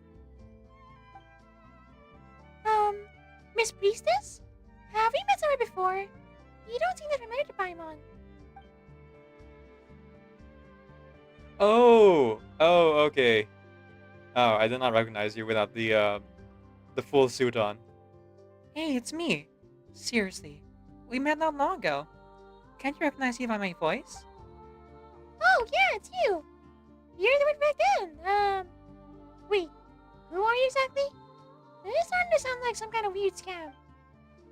It's Verna. It's Verna. Great Paimon impression. Thank you. I am a hobby voice actor, and I've had 5 years to practice Paimon, so eventually, I would get it down. And then they changed Paimon's voice, so now my Paimon impression is a little bit off. Aw, my adorable little Paimon didn't recognize me. That really stings, but I'll let it slide. After all, you did call me Miss Priestess. I guess it's fair since I never took off my helmet back at Thunderclap Reef. Wait, hang on. Don't tell Paimon. You're Verna? You're really actually a priestess from the Frostman Scions? Wow, Paimon really didn't believe her, huh? Excuse me, that's a weird way to say hello. Seriously, you won't find a priestess more reliable than me anywhere else. There was never any reason to doubt me in the first place. The big voice actor guild strike did a whole lot of damage. It really did, yeah. I mean, I'm glad it got it helped repeal a lot of like bad AI generated voice acting like stipulations that they wanted to protect against, but also some bad actors on both sides just kind of like blew up the careers of certain voice actors. The fear was they were going to use our voice from games of the past to create AI models, so they wouldn't have to pay us in the future. Wait, us? Are you also a voice actor, Snow Shepherd?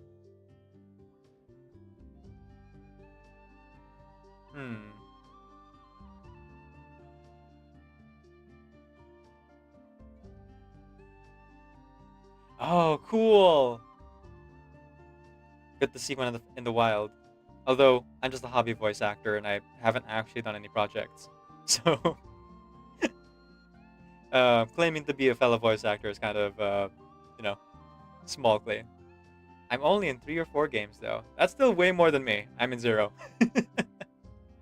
Although my content creation on YouTube is, like, fan voice acting, so I guess you can count that. Anyway, this must be the Moon Maiden's goddess at work. How else could I be so fortunate as to run into you both at a time like this? Well, we were just passing through. I have a bad feeling about this. Now, bad feelings have no place in the Moon Goddess guidance. Since we're all here, this surely must be a good omen. No, a great omen. Anyway, let's forget about all that, Traveler. Paimon, you remember what that imposter said before, right? You mean that priestess-looking lady who seemed more legit than you? She said she'd be waiting at the court of the first edict. Or something like that. I should really audition for more stuff. It'd be really cool to actually appear in projects. So far, I've tried to like audition for 3 projects over the years, but they said that my voice didn't quite match, and so just keep on working on my skills. That more legit than you bit was totally uncalled for. But since you've got such a good memory, Paimon, and since you're both going to help me out later, I'll let it slide. Hey, Paimon hasn't agreed to help you out yet. Why isn't it every time we talk to you, we end up second guessing reality? Don't set the details. More importantly, I've already come up with a flawless, super ultra reliable plan. We'll catch an imposter in no time. Uh-huh. Think about it. She said she'd be waiting for you, right? She said she'd be waiting for you in the sealed-off sanctum no one can even get into, right? So obviously, she wants us to get curious and break the seal, letting her sneak in and snatch whatever treasure's inside. And my super foolproof plan is turn the tables on her. Once you open the gates to the sanctum, she'll definitely show up. And that's when we'll catch her. Go for it, Pomplay says. Hey Pomplays, welcome in. Pretty solid plan, right? I'd say it'd hold up just fine against those top-notch detectives from Papa Ranch's books. I wonder if Verna knows that Papa Ranch is dead now. I mean, I know for sure knows that Papa Ranch is dead. But Verna hasn't really left the Frostmoon Scions her whole life. No, I'll be Decaf today. Decaf is doing well. Oh, ads. Snooze. Snooze the ads. Phew. Don't want to play the ad during a cutscene. Seriously? That sounds even crazier than Tanya had Thunderclap Reef. You just told us no one's been able to unseal the cord of the first edict for centuries. Only because they didn't have me, along with a super reliable tag team combination that is the two of you. After we parted ways, I've been thinking, since the cord of the first edict was sealed by Kavaki, maybe we can disrupt it the same way we did at Thunderclap Reef. And so, ta-da! See? I had my little Krakas look for more of these special fragments, and I pieced them together. So, basically, you made a bomb, is what I'm hearing. I do wonder if Hoyo is actually, like, straight up just saying that the shards of the moon have plutonium. Like, they have electromagnetic energy and high levels of radiation, which makes me think of plutonium on the moon, which actually does exist in trace amounts up there. That's like being harvested for energy and aesthetic reasons. It does seem that, this being a fantasy, it is a little bit more fantastical though. But yeah, Werner basically made a plutonium bomb. I'm gonna say if you do become a voice actor, you're in the field for a long time. You go through a weird adjustment as you get older. It's really disconcerting sometimes. Yeah. My voice right now is already pretty deep, and I've been told by my choir master back when he was alive that when I'm older, it'll probably drop down from baritone to bass, which will be quite an adjustment. Which is why, like, even now I'm enjoying my range while I still have it. So still using that falsetto to Paimon's voice and things like that. And the moment I managed to distract Evelina, bam, you two showed up. Tell me you're not fated to reunite. Mike, I went from doing Mabel of Gravity Falls to doing Madame Mim from Disney's Sword of the Stone. Oh, like, I went from doing Mabel of Gravity Falls to doing Madame Mim from Disney's Sword of the Stone. Okay, I just remembered, like, Madame Mim. What's her quote? Something like, I can be as evil and as ugly as can be, or as pretty and as beautiful as a rose, or something like that. It's been like a decade since I watched that movie. Man, I'm just remembering that scene now from Sword in the Stone, where this is burnt in my memory of the scene where they turn into squirrels at one point, and this like female squirrel is being overly touchy with poor Arthur, and Arthur is like clearly not into it, and the girl squirrel's not taking the hint.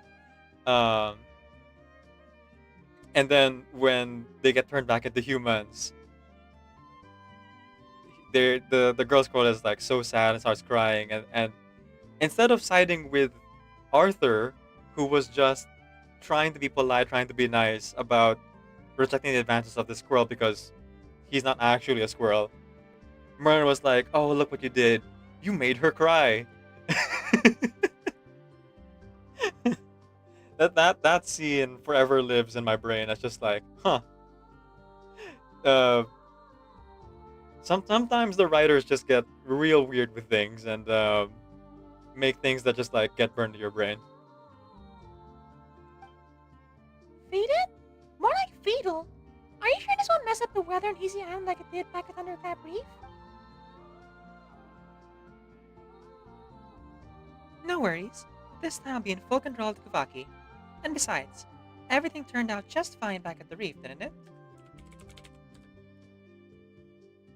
Onwards, Aoshima! That's the line. I was starting to think of like what Mabel's like line was in that one episode when she was hallucinating. I should probably just make that a command. Anything can happen. Huh. That sounds fun. No worries. This time I'll be in full control of the Kavaki. And besides, everything turned out just fine back at the reef, didn't it? Oh, sorry, I repeated it. Now then, traveler, Paimon, prepare to witness the miracle of science. Wait, if someone's gonna throw it, let us do it.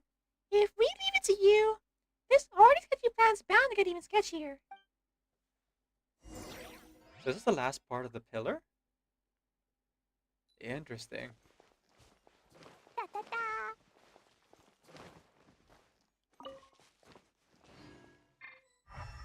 I noticed that the other princess also isn't here now.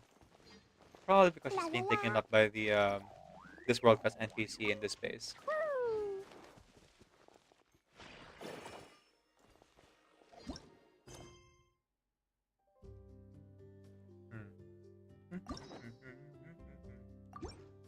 No story quest yet, unless you count Aino's events. Oop. All right. Where am I aiming? I have to take the path to the pillar. Oh, that's what this is for.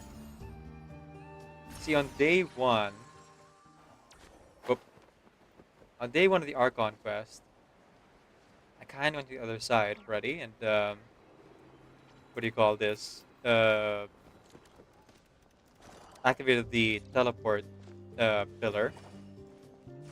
But I guess I was supposed to go there after doing this world quest. Aim for the stars. Exactly. Okay, last pillar. I hate sunshine. I hate sunshine. I hate sunshine. I hate sunshine. Oh my goodness, I hate it. Okay. Yeah, I can't quite get Madam Mim's intonation there. I hate sunshine. I hate sunshine. Wholesome and goodness, I hate it.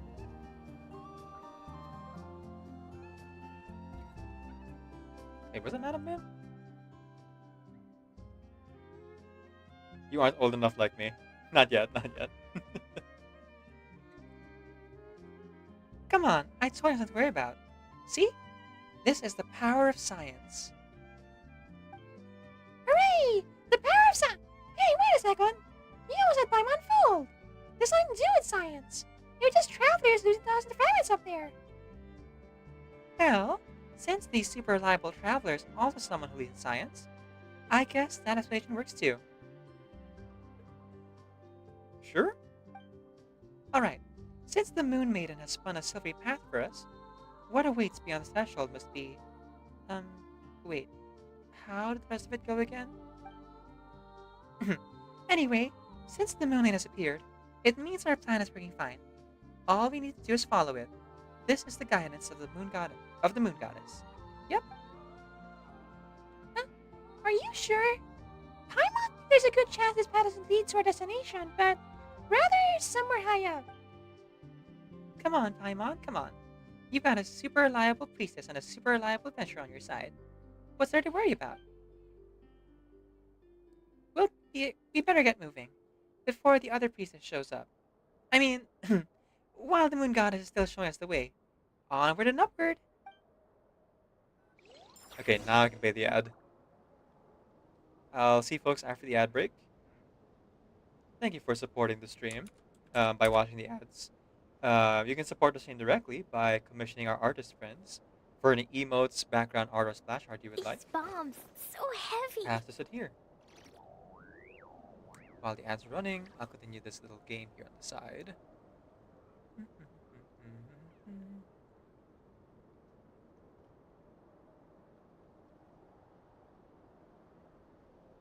Do I get what I want? Dodoko? Do I want what Dodoko, I get? where are you?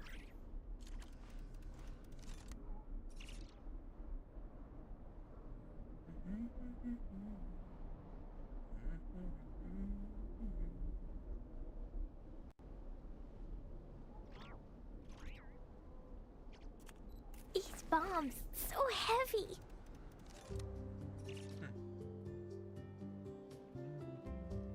Let's see here.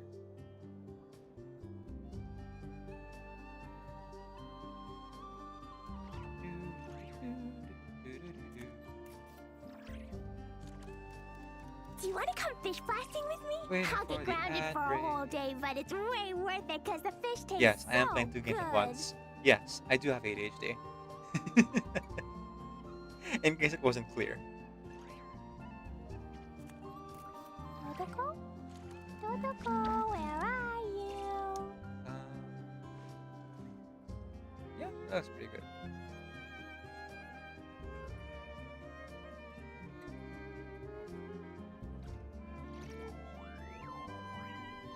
Let's go lock that down.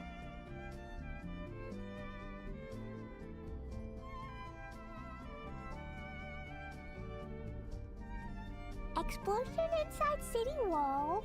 Grounded be thy woe. Explosions can hurt people. Jin can be dreadful.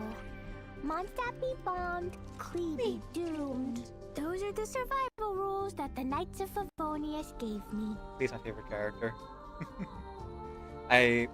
One of the few times I actually bought an outfit from Genshin. I gave her Title Last Remembrance, and I gave her all these like extremely powerful artifacts. So even though she's not meta, she's powerful enough to hold her own. She is also incredibly squishy though. So if I were smart about it, I would actually pair her up with a shielder character, but I'm just playing the way I like when it comes to the overworld, so it's all good. Oh, I think we're diving straight into the pillar there. Welcome back from the ads, everyone.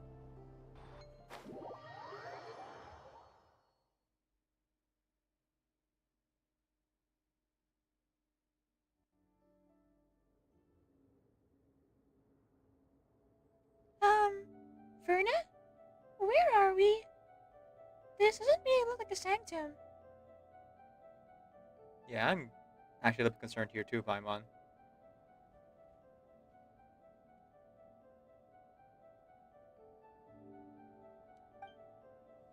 Yeah, it really doesn't. I mean, that's not important. Don't worry, this place has things that resemble moon lanes, so that means the Moon Maiden is still guiding us. Probably. You don't sound super confident.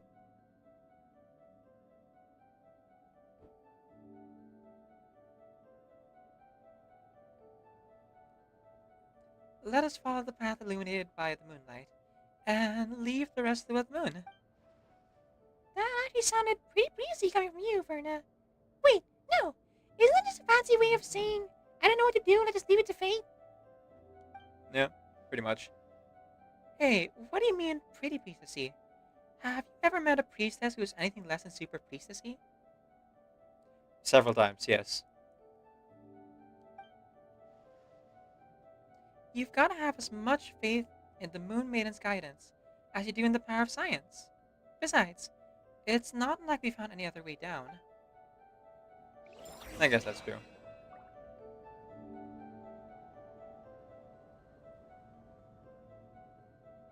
think Paimon will be the ultimate final boss someday. I also think that. At this point, though, it's confirmed that she's not Istaroth, but I think Paimon is something on that level. It's way too convenient for her to just be just Paimon and nothing else, considering that there's literally nothing else or no one else like her in the world. Engage making up, and the fight check starting. Mode matching activated. Ooh, that was dragon text. Huh. Unknown life detected. Calibrating fuzzy predictive control unit. Shadow connect to trace of genetic components, faint energy that code system. Actually known Dragon Lord of flame parameters, moderate. Oh, it is dragon technology. Yep.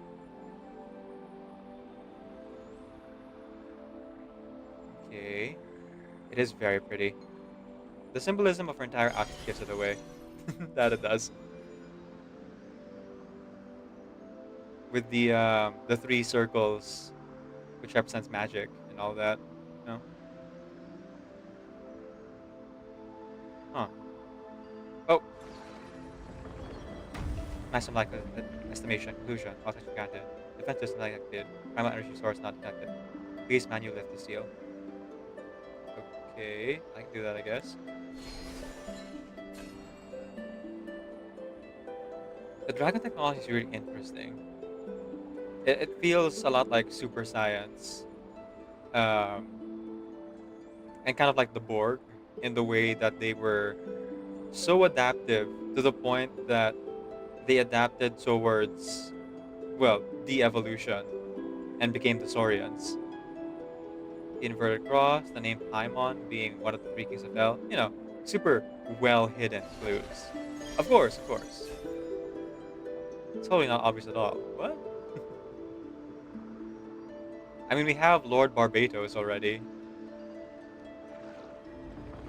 Seal lifted. Welcome, Master of Flame and Wisdom.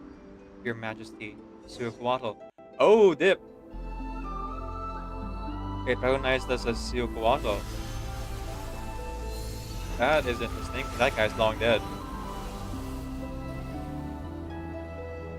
And not his son, either. Huh. So at some point, either Columbina had some connection to the dragons, or the 3 moon goddesses had a pact with the dragons, maybe? Just like I predicted. See? As long as we follow the guidance of the moon goddess, everything will fall right into place. The trident hints to Poseidon Barbados.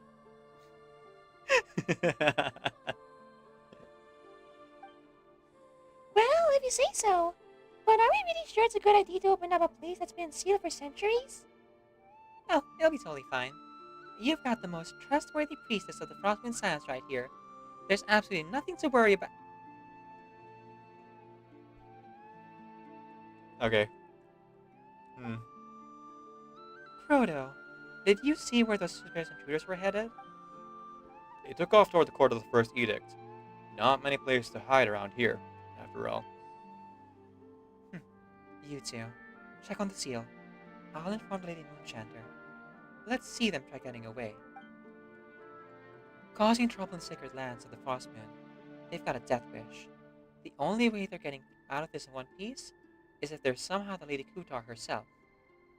Well, I have suspicions about that. So maybe we'll be fine. Verna, still want to tell us there's absolutely nothing to worry about? Yeah, that's right. There's absolutely nothing to worry about. Now that the seal's been opened, all we have to do is set a trap and wait for that imposter to walk right into our hands. I'm sorry. I'm so sorry. There's absolutely everything to worry about. I should never have messed with the seal. What do we do now? Help me, Traveler, please. No turning back now. Let's see what's inside. Well, since the seal's already been broken, we might as well head in and take a look. But Verna, You'd better make sure to say sorry to everyone you dragged into this. Basically everyone. Ooh! Would you look at that? 3 treasures right off the bat. Nice. Yay, shiny! I agree, Klee. It's very shiny. A well-earned reward. That's in the sky. Oh, we're locked in here. Wherever here is.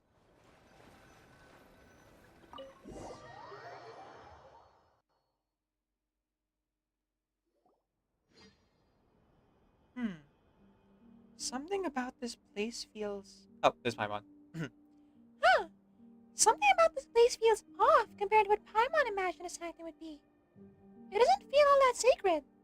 Smells kind of funny instead. Well, it has been sealed for 500 years, you know.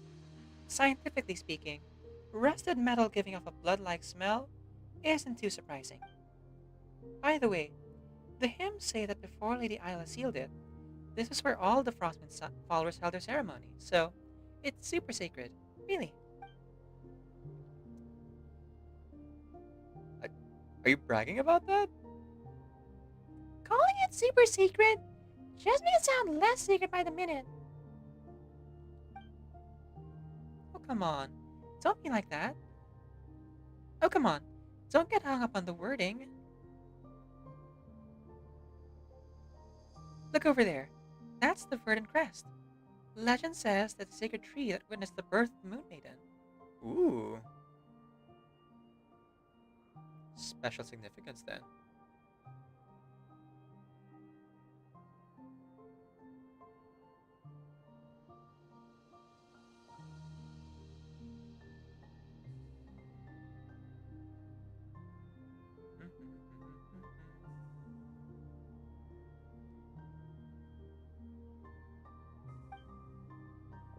And that pool over there? If I'm guessing right, that should be the ever-flowing white spring. Villano, blessed by Lady Isla herself. Do you really have to guess? Also, are you sure you didn't just make those names up? Hey, I might be a fairly reliable priestess, but even I've never seen these sacred relics from 500 years ago with my own eyes. Nor did I ever think I could see something like this historically significant. I'm so lucky. All thanks to you, Traveler and Paimon. Just remember to apologize to everyone after you get out. Yes, no problem. I'll do whatever you say, Traveler. Well, you know, I'm really trying to give you the benefit of the doubt here, but you just keep digging a deeper and deeper hole for yourself, you know?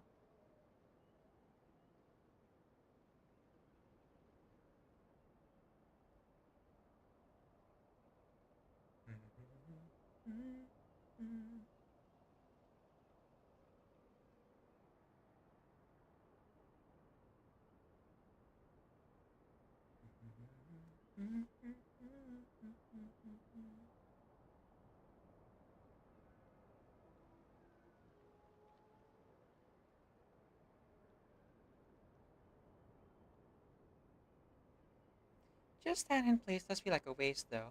Since we're here, why not take a quick walk around?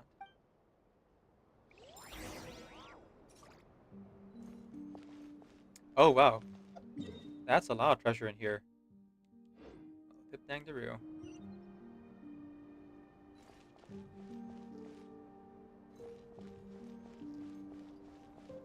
Okay. There's a purple point there, which means I think we're gonna explore that bit there more later. So this won't teleport me out or anything like that. And if it does, I get the feeling I'll be able to go back in.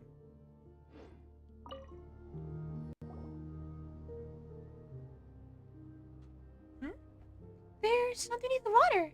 Is that a sword? Funny, I wouldn't doubt one bit if Paimon and Kuta are the same entity. Oh yeah, if Paimon's one of the 3 moon goddesses.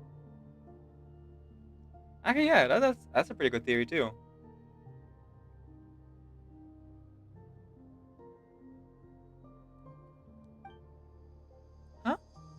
why would there be a sword here?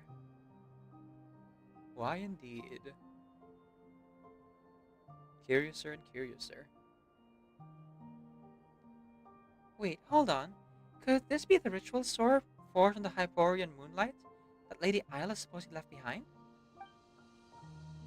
The blade that was used to offer up the very first drop of blood under the new moon. Whoa. Wait, was Columbine asking for blood sacrifices? Or did you guys just decide that on your own? It's a Gohengi! Huh? Doesn't it want us to follow it? Oh, it's going up? Okay, I'll go grab this treasure first. La la la. Da. And Shiraiba. Lies of the Faithless. Added to the archive.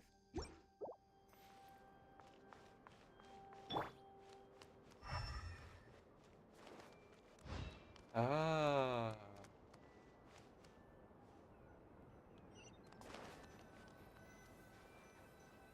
Okay. So that's just the next exit. Alright. Where's the nearest treasure? Up. Okay. So the only thing there was just the picture taking point. No treasure on this level.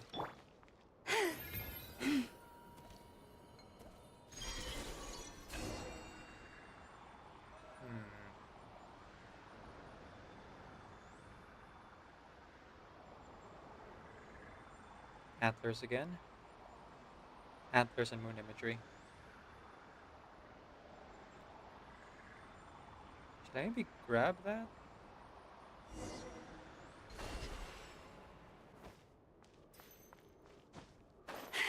It's not too much of a detour.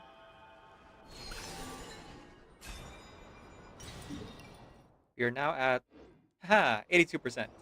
Nice. Not much more now. Hello, Isla.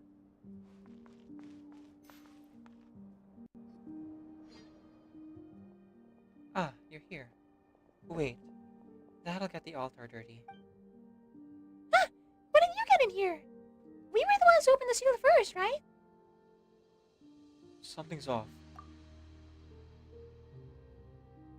You're right, but this isn't just off. It looks like this is a residual image left behind by the moon god's blessing.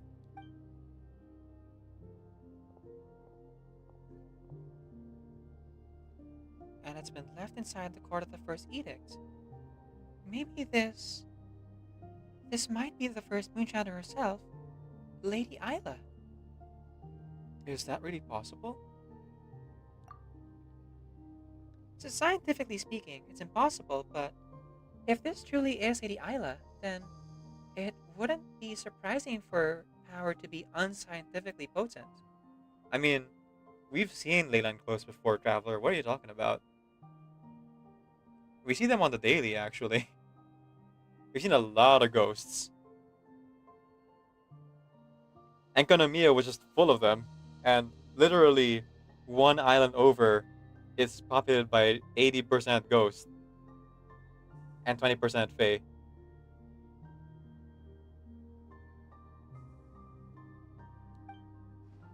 Oh my days. I can't believe I kept calling the Lady Isla an imposter. Thank the moon goddess she can't hear me anymore. And that explains why her words were always so hard to understand. And that explains why she seemed like a more legit priestess than you. Well, of course. I may be reliable, but I'm such a regular priestess.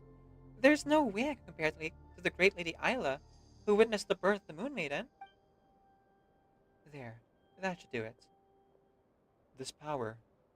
Is the Lady Isla before us really just a lingering image? What did you do, Miss Isla?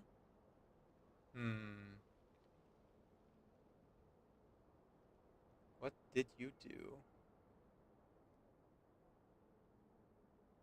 Oh, it's an unknown voice. Huh! Where did voices come from? Huh. Maybe it got recorded along with the first Moonshander's image? I mean, even the moon goddess' blessing couldn't be precise enough to capture just one person's voice, right? Is that how that works? There's no need to be so tense. That woman who shares my bloodline surely showed you a few of these lowbrow tricks before. This is merely a blessing that records awareness, so that the brave warrior over there can hear our words. Wait. Wait. Did you perchance meet another blonde traveler in your lifetime when you were alive? Who helped you out? Much like how the Aranara had a blonde traveler who helped them out? Paimon's not dreaming, is she? Paimon swears she looked right at us. It's just digital consciousness, nothing too complicated. Or as I say, she is a digital consciousness. Not too surprising, really, if you think about it. Come on, Paimon. You're most definitely dreaming. What we're seeing now was recorded 500 years ago. There's no way she can actually see us. Okay, that kind of confirms that she can definitely see us.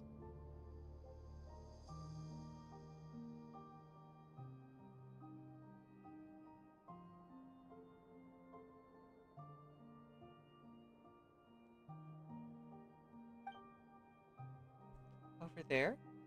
But I don't see anyone.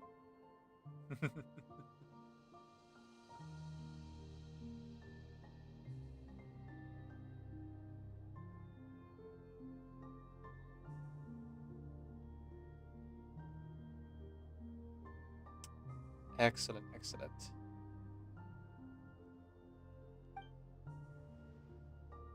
Never mind. I probably won't understand even if you say it to me. And whatever tangled past lies between you and her, I'm in no position to judge. Regardless, thank you for your help, Miss Isla. Lovia should have known better. The wounds left in the wake of the atrocities that Old Witch inflicted upon you both run deep. Of course, the scars fester with resentment. What surprises me is that she trusted you so deeply. Verna? Who's this Lovia they mentioned? Paimon feel like he's heard that name before. Right, I had said it before.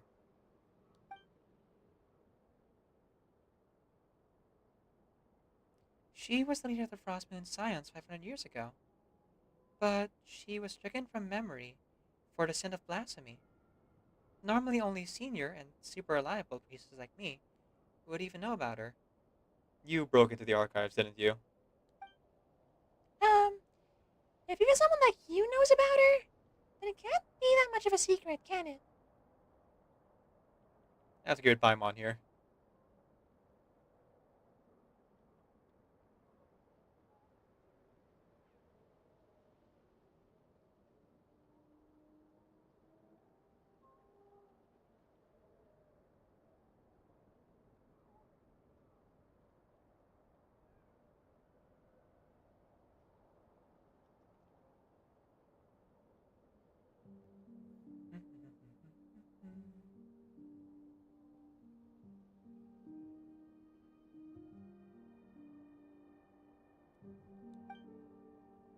Hey, rude. What do you mean, someone like me? But seriously, her identity should be top secret. Ordinary followers and townsfolk from the outside aren't supposed to even heard that name.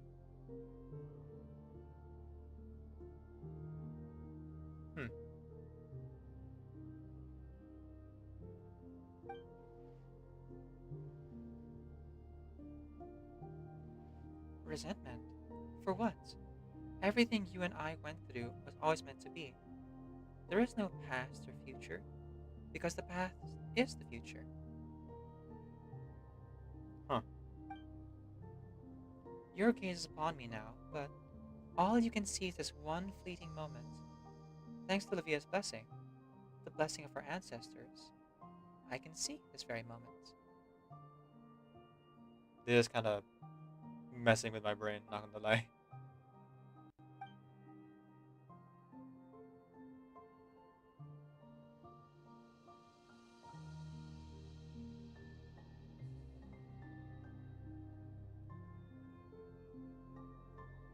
Your arrival, Lovia's end, all threads of a tapestry, too vast for me to tell. And yet, how it thrills me. Uh-huh. Honey, honey.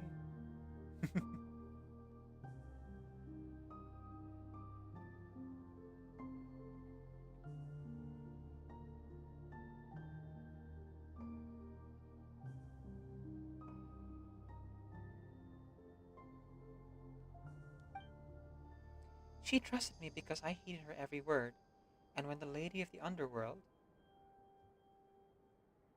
Suonetar, guided my hand to sever her thread, even then, she should have rejoiced.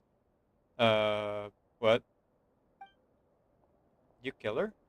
As for you, you'll be leaving this place soon, won't you, Mr. Solvay?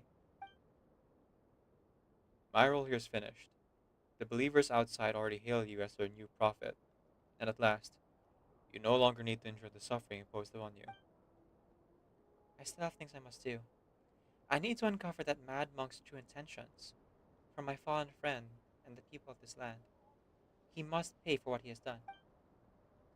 With Lovia's year of secret correspondence with him as evidence, tracing his steps should be much easier. Oh, this is the voice. With Lovia's years of secret correspondence with him as evidence, tracing his steps should be much easier. Once again, thank you for your help, Miss Isla.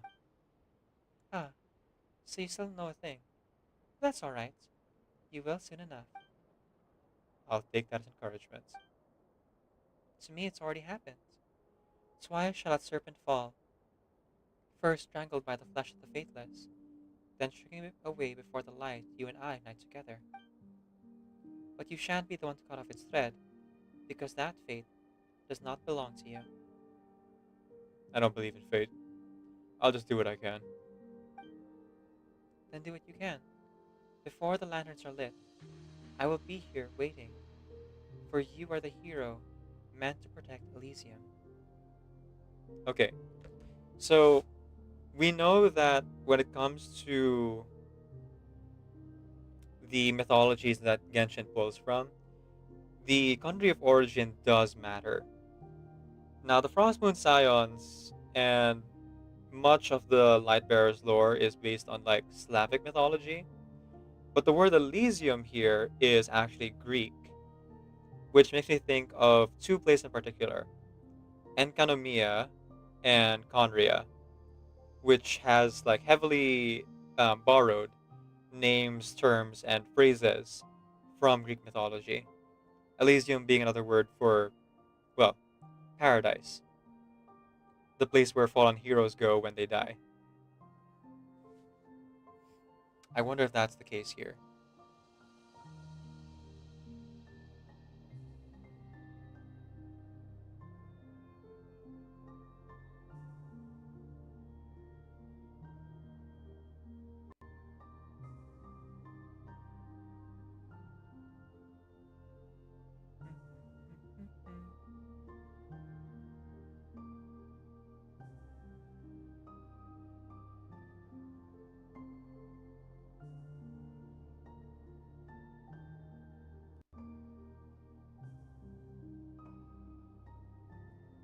If not, it is the ill matter of the finished fit.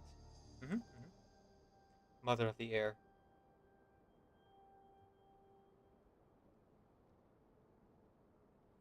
I did wonder if maybe Flint's was related to, um, what was it, Chuchulain or Cuchulain? I forget the pronunciation of it. Considering Flint's fights with pole arm and is a fae, but I'm not like super sure if that's the specific reference. Elysium can be Nirvana or heaven too. And you, forgive me for drawing you here this way. Your thread simply would not catch in the loom of the sublunary. Your thread simply would not catch in the loom of this sublunary sphere. so I had to guide you with those stones. Fitting, for they are just as out of place in this world as you are. Huh? Verna? What's going on? Are you still sure she's isn't talking to us? Well, not anymore. Those stones you saw earlier only fell recently. How could Lady Isla have known about them 500 years ago? We got some future side over here.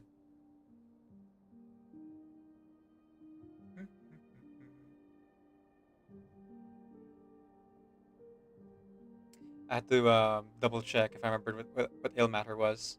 Yeah.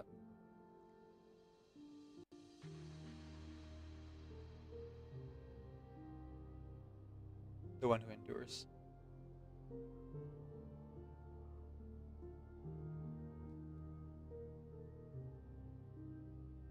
I love study of philosophy, theology, religion, myth, all that stuff. I work some into my psychological horror stories I write. Ooh, that's real cool. I am fascinated by it, but I admit I am not an expert by any means. Most of what I learn of mythology is my exposure to it in like other mediums like video games and books, anime, and then look it up later and then learn a bit more about it, or um, from other people who do know more about the subject and can kind of like give me a clear picture or an idea of what these actually represent. Like I remember the name Ilmater and I remember that was Finnish mythology, but I couldn't remember like the specifics of who that was.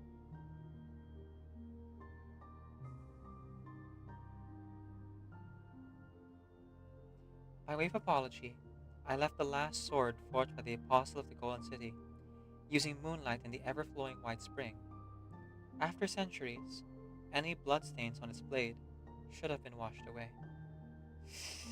Yay! I got to get a sword that was used in ritual sacrifice.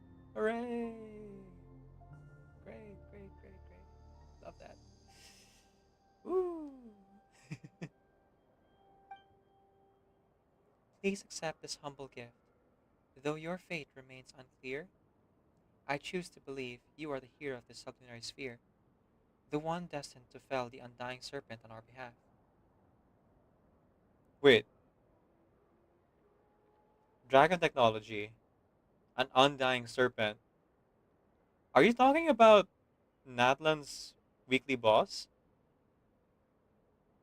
It did recognize us as Quihuatl earlier, right?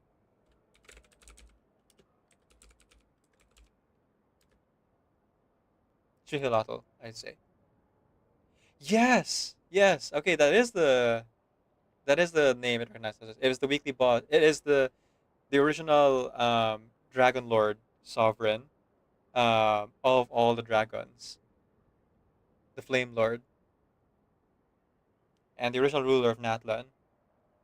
If you're talking about the undying serpent, then yeah, Shiokwato, whose corpse is literally taken into the abyss and reanimated, kind of fits that. And the fact that this structure used dragon technology and recognized us as Shiokwato maybe points to the fact that we kind of absorbed its energy after we defeated it, um, which is why we unlocked Pyro Traveler after doing all the Archon quests and stuff. We also have power over Phlogiston, um, because of being the center and all that. So that might be another reason why we were recognized as Siokuatl. This will probably be the last time we meet. If you follow the light and find those who share my bloodline, then you will come to understand my words. Are you talking to someone? It's nothing. Now, please don't let me keep you any longer, Mr. Solove. I must begin seeing this place at once. I'm gonna keep this name in mind. Solove. Wait! No. I know this name. It's the name of in the artifacts of Flint's, I think Solove is mentioned as the first, uh, what are they called? Lamplighters? So he was investigating the Frostmoon Scions, I guess, for maybe a betrayal to the Abyss, and was partnering with the first Moonchanter here, Isla. Although, if I remember correctly, uh, his organization, like, I'm pretty sure I remember they mentioned that he died kind of early.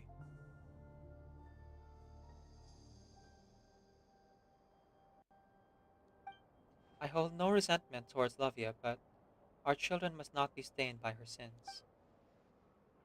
That is why the evil and corruption she wrought must be buried. I will seal them all here. This too is part of our preparation for the birth of a god. Preparation for it? So, Columbina wasn't alive yet, before the first Moonchanter was here. We are all tainted by sin. How could we ever hope to behold the moonlight in its purest form? She vanished. So, just like back at Thunderclap Reef, it was Lady Isla who guided us to break the Sanctum seal. So you could retrieve the sword she left behind, Traveler. But Paimon still doesn't get it. Why would Anna give us her sword? And what's this undying serpent stuff all about? We're not gonna have to fight some giant snake next, are we? Well, you already did. Anyway, Traveler, let's retrieve that sword first. Unless there's a new dragon here in Nodcry, which I don't think there should be, because this isn't one of the 7 nations, technically speaking. But I'm all for it. Right. If someone as reliable as Lady Isla said it, there must be a reason. Maybe it'll all start to click once we get that sword. Oh, perfect timing. Ads running. I'll see you after the ads, everyone. According to teachings left by the Apostle of the Golden City, all matters must be governed by reason alone, untainted by sentiments, for mortal tongues cannot articulate the sacred mysteries, and frail emotion will only profane the words of the ancestors. In service of a pure and exalted ideal, for the future of the science of the far north, these actions are justified as they are necessary. This decree has been approved by Lovia, humble handmaiden of the Frostmoon, and the 5th Archpriestess of Hyperborea. Oh, okay, so the Frostmoon has been around way before Columbina. Decree 100, sorry, Decree 958. Alternative plan for the Sacred Air selection. All of the content that follows has been erased and cannot be read. In accordance with teachings of the Apostle of the Golden City, all matters concerning craftsmanship and secret rites must be recorded without the taint of personal sentiments. For mortal tongues cannot articulate the sacred mysteries, and frail emotion would only profane the words of our ancestors. Do not seek to understand what lies beyond mortal intellect. Simply recite the ancient prayers with a sincere heart, so that the purity of the blessings may endure. This decree was issued by Seredni, humble handmaid of the Frostmoon, and 13 Archpriestess since the fall of Hyperborea. It is not to be defied. In the name of the mistress of the Frostmoon, the ancient laws, once obscured and difficult to understand, are now set forth in clear and concise terms, lest the faithful falter or be led astray. Decree number 3, Elysium and the prophecy of the sacred air. That the children of Hyperborea. I wonder if the boreal wolf has any relation. If I remember correctly, Hyperborea, that's a Greek goddess name, right?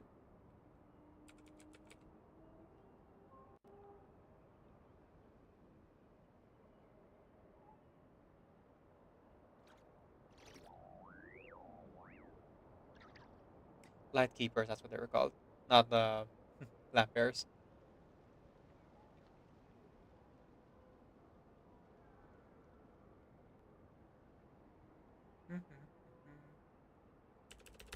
Hyperborea. Hyperborea is a mythical land from ancient Greek mythology, located in the far north beyond the north wind, Boreas. Okay, so definitely ties here to the boreal wolf in Mondstadt, for sure. Now, the boreal wolf did acquiesce their position as a god, and became one of Venti's uh, followers, quote unquote. Even though Barbados uh, allows them to be free. But it's interesting now we're getting connections between the boreal wolf, the far north, and the moons. I guess it's all tied into the Descender and the fate of Conrea in the end. The sinner, I should say.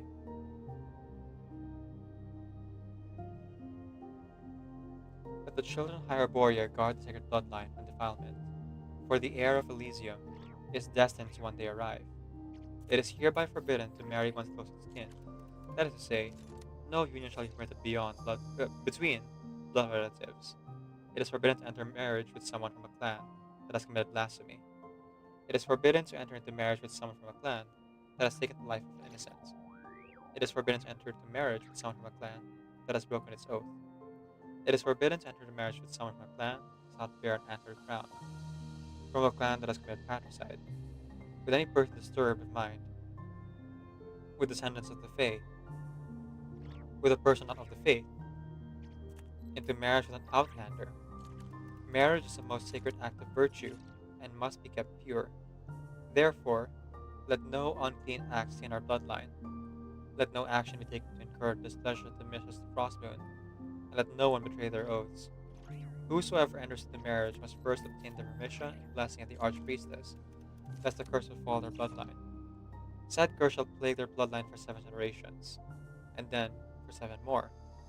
Whosoever breaks this oath shall have their horns severed with a silver blade. Right, and we saw that firsthand in the Archon quest. They who have been marked thus shall be cast into the long, lightless nights. Hear now the ancient prophecy. In the fullness of time, Elysium shall come, and with it, the sovereign ordained to rule over it shall also appear. The false sevenfold radiance of the high heavens shall fall at her feet, and the bones of the earth shall rise to follow her. For from her shall spring union with the world, and from her shall the first great cause be rebuilt. Let these words of wisdom find root in your heart, and neglect not the sanctity of the present bloodline. Decree number 7. Offerings of the Sampo Mill. The children of Hyperborea shall guard sacred treasure forged by the Apostle of the Golden City at all costs. Let it be known the relic of this Sampo Mill is a sacred work, for its blessing yields unending gold, grain, and salt. All very valuable things back in the day. Only the prophesied sacred heir shall have the power to rouse the mill, and thus bring forth an Elysium of eternal abundance for us all. According to the revelation of our ancestors, the mill shall be sealed with the holy sanctum to preserve it from taint and desecration until the appointed time. When the sacred heir is born at last, all followers below the rank of priestess shall not enter the holy sanctuary wherein the mill is sealed. Those who violate this precept shall have a curse befall their bloodline.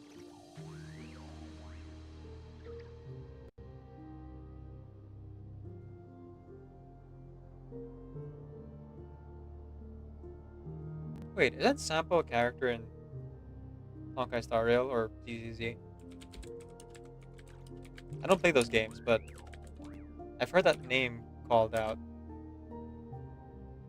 Oh yeah, it's the wolf guy, or the gray-haired guy, I'd say, not wolf guy. I somehow confused silver fox with wolf in my brain.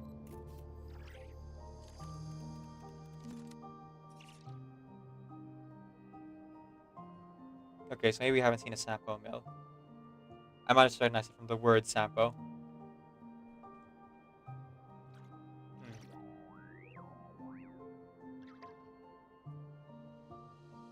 Said curse shall plague their bloodline for 7 generations and then for 7 more, before sowing in spring an offering of wheat, goat's milk, and salt, must be made unto the sampo mill, lest famine befall you. At least one priestess shall be designated to chant prayers to the mill day and night, to ensure a bountiful harvest and enduring prosperity. Decree 10. Offering to the arrow of Terpsichoremos. The children of Hyperborea shall revere the arrow of Terpsichoremos without fail. Let it be known that this relic, forged of pure light, is a bow and arrow that can pierce the manifold darkness of frozen nights.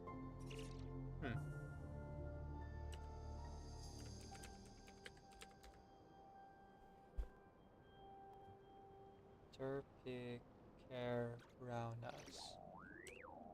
It's a little hard to spell.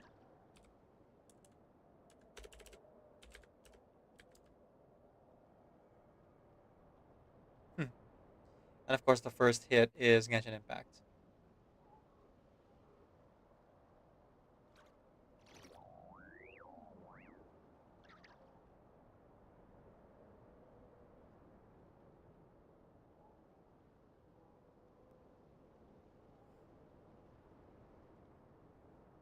Let it be known that this relic, forged of pure light, is a bow and arrow that can pierce the manifold darkness of frozen nights. You shall mix sacred oils in the following manner prescribed by the rites of ancestors. Take up a clean silver vessel free from all dust and water, for defilement is the root of all corruption. Take the fat of a lamb, clear and pure, and warm it over a gentle fire. It must not be too hot or too cool. Do not bring it to a boil. Add sulfur, salt, sawdust, and wax in their proper order while stirring with great care. Stir until substances inside the vessel are of one uniform color. The number for your counting shall be 7 hours. 6 you shall not count, neither count you 8. Accepting that you should count to 7, 5 and 9 are right out. Then anoint your bow and arrows with the holy oil, and your arrows shall snuff out the pitch black foe, shattering them like plates of silver. The inclusion of sulfur here makes me think like explosive arrows, but this being a fantasy world, it's probably some level of magic. A thick stack of papers hidden by an unknown someone in a secret compartment inside the back cover. In accordance with the statutes laid down by all matters concerning mechanicos and technicos shall be recorded objectively, concisely, and untainted by personal sentiment. Thus shall we guard against the distortion of truth by subjectivity, that the knowledge we possess may be transmitted with clarity to future generations, and serve the welfare of our people by the fullest possible extent. The contents of this document have been approved by The following contents of this document are approved by Spargabiris of Haxothrusa. All members of the order, beginning with the executive priests, shall commit its contents to memory and observe the prescribed procedures without deviation, until the reconstruction of civilization has reached 5/7 completion. For further details, consult Technicos Manual I-330.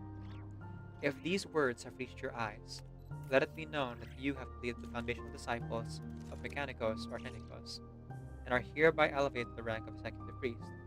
Congratulations are in order. Regrettably, your newly acquired title is not a privilege, but a burden of duty, hardship, and silent suffering borne for this realm and the countless lives she shelters. You are destined to offer all your youth and your life to preserve the last embers of civilization.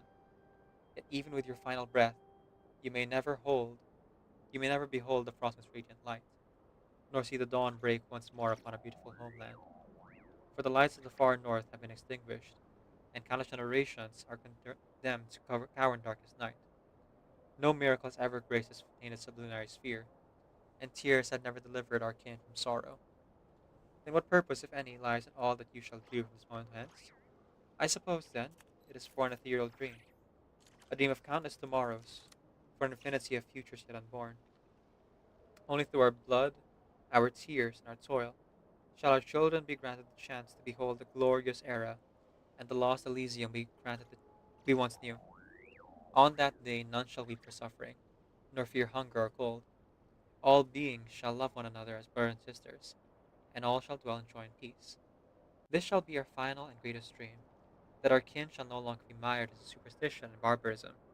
For the hope once envisioned by gods and mortals alike, we must push forward. There is no path but through. Sear these words into your mind before you proceed to read the assessment records and operating procedures. Hold fast for dream of tomorrow, and let not its light be dimmed by the dust and neglect. Spark Apirius of Hexathusa, acting Archpriestess of Hyboria. Protocol 3. Final evaluation of bloodline selection and purification upon evaluation and confirmation by the acting Archpriestess and the Senior Executive Technicos Priestess. The Seed of Life Project in Hyboria area, henceforth referred to as Secret Air Project, has been deemed no longer viable in the bounds of its original planned parameters. The priest who led the project, Vind of Hitamathausa, has passed beyond, and the essential technicos processes and mechanicos apparatuses required for its continuation were lost to fall Hyboria. These include, but aren't limited to, the process of cutting and modification, creation and reconstruction, and various other processes which were of the Fae, and the adaptive editing process. The aforementioned technicos processes are at present irreproducible. After due deliberation, the following alternative protocols was deemed acceptable. The purification of existing is to be performed through control artificial selection, using methods primitive and inefficient. The phonetic stability of each generation shall be recorded. Then, from this data, the most suitable pairs for union. Oh boy, this is eugenics. Shall be recorded. Then non-coercive means employed to persuade the parties to join in union. This reads like a Monty Python reference. Which one? I read a lot of things here. This seems like eugenics now that I'm thinking about it, like specifically controlling the union and marriages, and then cleaning up the bloodline and non-coercive means for union. Yikes. Should persuasion fail to meet the criteria detailed in Technicos Manual 090, promptly proceed to the next priority match and continue in like fashion. Okay, well, if not compatible, at least I give them a second chance or second choice. To minimize risk of disease, the bloodline proximity index of all breeding pairs shall not exceed, basically, inbreeding. Accordingly, no individual shall be joined union if they share common ancestry within 5 generations. Yeah. Avoiding incest. Sure. This course of action is to be expected to yield outcomes approaching the original objective after successive generations of refinements and selection. At such time, the one prophesied, the newborn sacred heir, shall arise, without the need for ritual implements, nor the forfeiture of their soul. This heir shall command the pure, unaltered elemental force at will, and shall at last attain fusion with the world. Huh.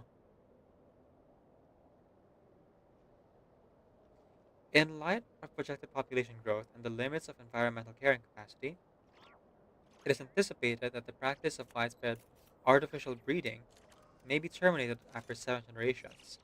Thereafter, limited intermarriage with select outlanders may then be sanctioned. Yeah, eventually, if you keep marrying within the same, like, 20-mile radius, you're gonna end up with a few non-marriageable candidates for that whole 5-generation thing.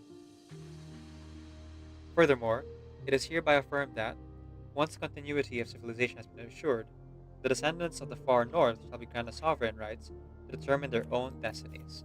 Okay, that's good, I think. You didn't, like, let the first 7 generations choose, but eventually they got to, I guess.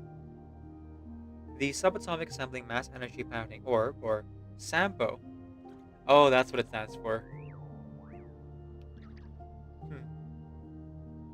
The project of constructing this supremely advanced Mechanicos construct was personally overseen by, and is not fully understood at this time.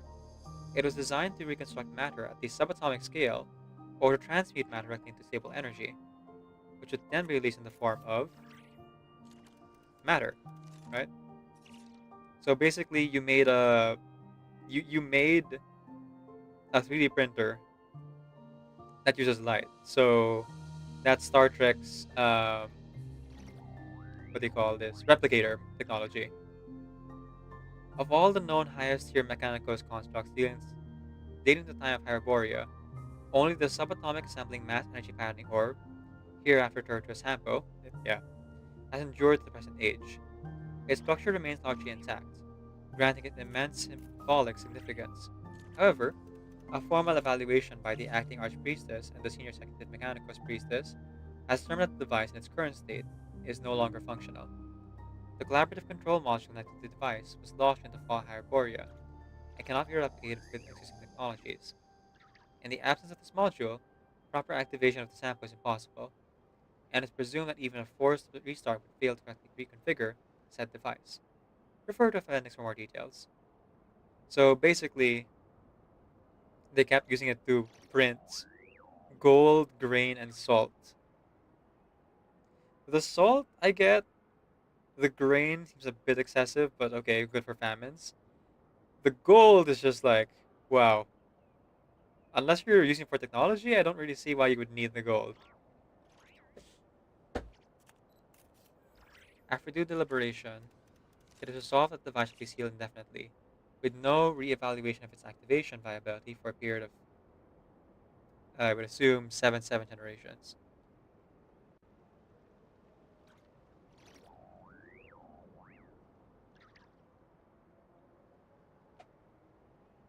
All personnel without explicit authorization of the Archpriestess may not breach the seal. This will prevent unnecessary accidental damage to the device. Do note, the senior executive, Mechanicos Priestess, certain types of gold that have life in them. Oh, that's true. Yeah, right.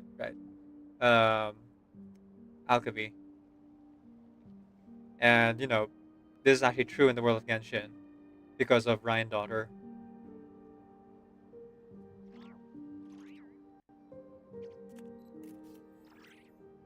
The senior executive Mechanicos Priestess, Arapathea of Mesete, has proposed a theoretically viable bypass protocol, namely, the controlled input of realm energy or realm energy, referred to as Mechanicus Manual D503, for the possibility of the latter, at a specific carrier frequency which may circumvent the collaborative control module and forcibly initiate the SAMPO. Upon formal evaluation, however, the proposed method was determined to pose unacceptable safety risks, with the probability of system destabilization exceeding. In light of these findings, the original decision shall stand. As for the arrow, Oracle X, of Terpikeranos, the subject of the project is a low-tier Mechanicus device of the Hyperborea area, designed to solidify, I assume this light realm energy, into a semi-crystalline polymeric form. Once stabilized, the material is subject to a high-frequency spiral acceleration and subsequently launched, thereby purging a designated area of void realm energy contamination. I assume it's the abyss. The acting archpriestess and the senior executive Mechanicos priestess have jointly affirmed that the device remanufacture is viable. This work shall proceed under the oversight of senior executive Mechanicos priestess, Arapathea of Mesete, with the prototype device projected for completion within standard quarters. Upon completion, the prototype apparatus shall be subject to regular lubrication with ointments to prevent unavoidable safety incidents. Refer to Mechanicos Manual D306 for more details. That was a lot of information, and I absorbed maybe half of it. This appears to be an ordinary fairy tale in which a kind-hearted girl makes friends with a white pigeon, after which they travel the world together. Some of the pages have been torn off for reasons unknown, and the ink has almost completely faded. The cover has beautiful golden words scribed on it. Kitsegrad Publishing House. This was a home. Letter for Lovia. To the most holy and venerable Lady Lovia. I penned this letter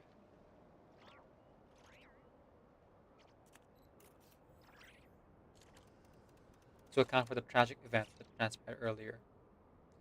You asked that I send people to welcome the Holy Lady, and I did exactly as you instructed. But that poor girl, alas for her great beauty, failed to grasp the kindness beyond your gesture, and seized by some terrible impulse, she took her own life on the spot. For this terrible, irreparable loss, I can offer only my prayers.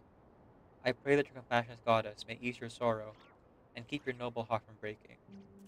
Despite the weight of this grief, Regarding the sample mill mentioned in your last letter, I am truly grateful for your openness and trust. Like you, I remain uninitiated in the true workings of the sacred relic, and on this matter, we are of one mind. We must find another way to rouse this ancient relic and forge paradise, an Elysium of enduring prosperity for the people of Notcry, especially your noble kin. From this moment on, I shall dedicate myself wholly to uncovering the secrets that lie within the relic. As for the remaining matters, both more trivial and complex, I hope to discuss them at greater length with you soon. Until then, I ask you to accept these modest gifts as a small token of my regard, and a gesture of sympathy for the loss that has touched your household. Please know that I hold your noble character in the highest esteem. Even at the court of His Majesty, the Belisar, the cry Archon at the time, it is rare to encounter a lady of such uncommon foresight and deep devotion to the greater good as yourself. Not to mention one who is so willing to place the well-being of the nation and our people above personal sentiments. Our positions, interests, and our aspirations are most closely aligned.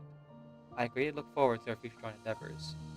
Your ever steadfast friend and ally, Rodwang. Okay. I don't recognize the name, but let's see. The Mad Monk.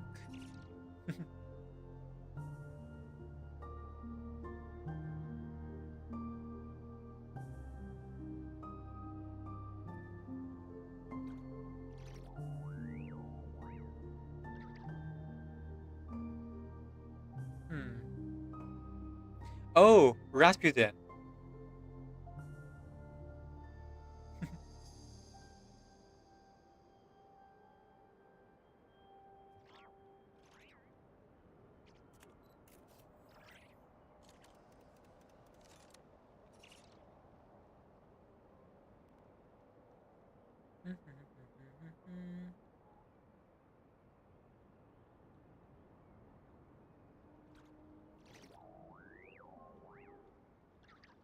It seems also that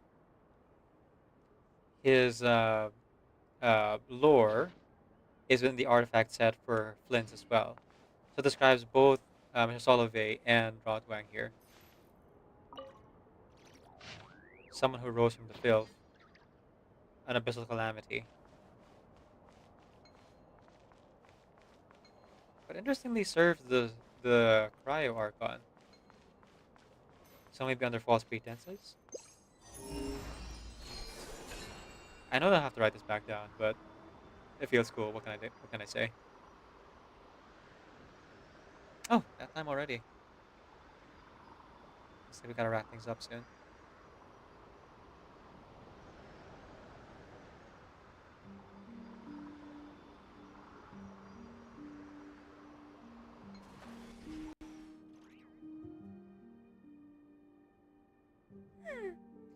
This must be the sword Isla was talking about, right?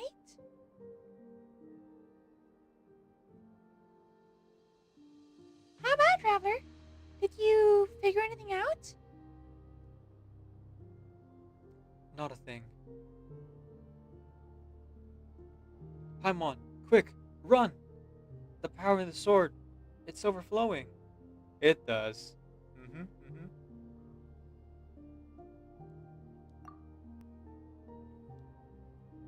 Traveler, what's happening? Hang on. Your is terrible. You can't start laughing halfway through your own prank. And quit scaring Paimon out of time like this.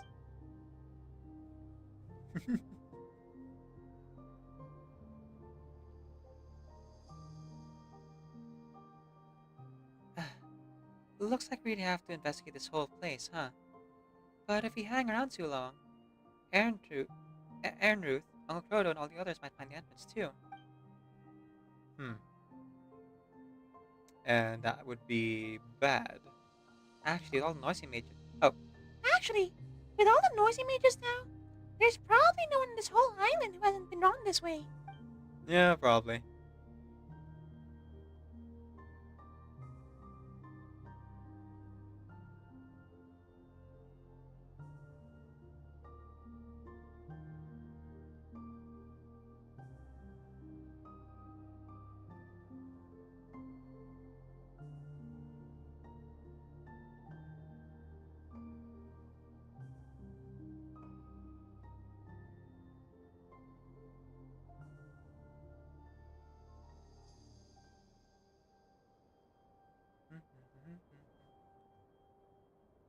Fine.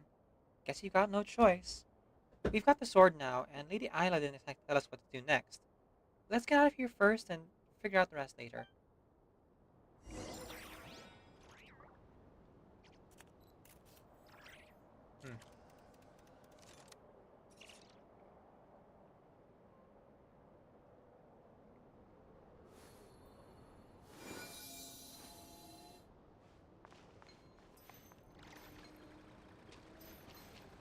Moonweaver's Dawn. The world wishes you well.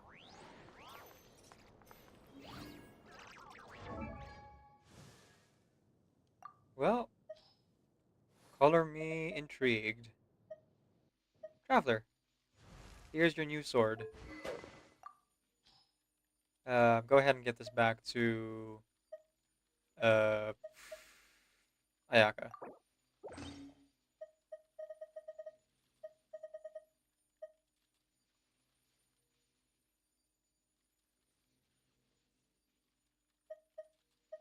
Oop.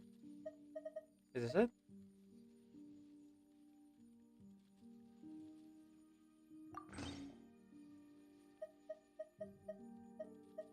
I think I saw a new tag next to it. Alright. Secret Silver's Testament. Increase elemental burst damage by 20%. When the equipping character's energy capacity does not exceed 60 or 40, their elemental burst damage is increased by an additional 16 or 28%. Wait, what? Oh. It is not a sword for the Traveler, but rather for a sword wielder who can do bursts without having maximum energy?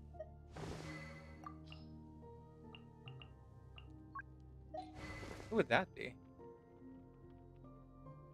Skirk? Well, as of right now, I don't really have a character like that, so I guess I'll just ignore it. I don't have to build it. But I'm gonna just a smidge. And literally only a smidge because I don't have this thing. I'm not gonna spend the resin for it either because, well, goodness knows that I don't have the resin to spare right now trying to build flints for Spiral Abyss before it resets. There's a way to look at the lore of this thing, right? Can I only do it from this menu?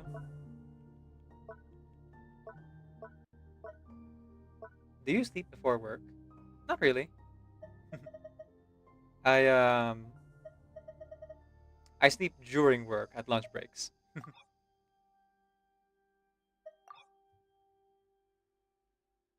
Filter, please. Let's see. Swords, swords, swords. Oh, here we are.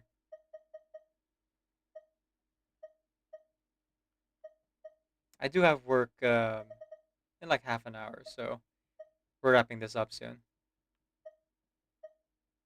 Let's see. Where is... Oh, wait. It's level 20. So it would be down here, wouldn't it?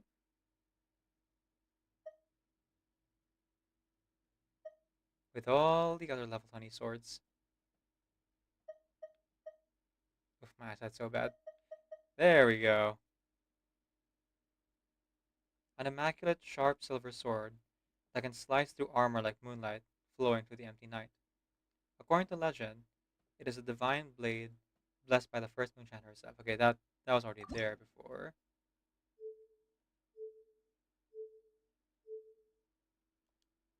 Ah, here we go. As you've always known, my Isla, my heart's child, my dearest, and my most beloved. In our blood flows the pure silver light, and we alone are worthy to receive the grace of the Frost Moon.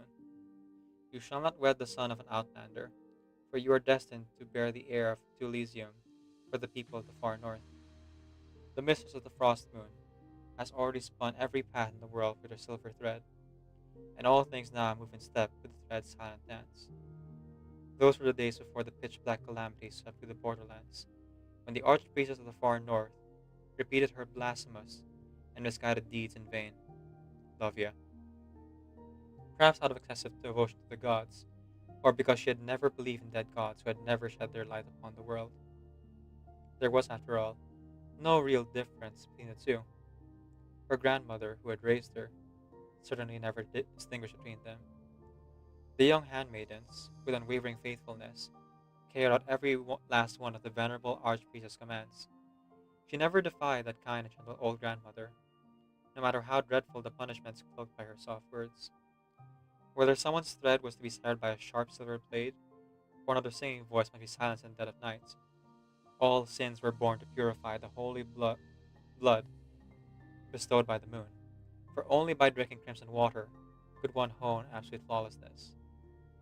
As you have always done, my Isla, my heart's child, my dearest, my most beloved, since he has put his trust in you, use your wisdom to guide him.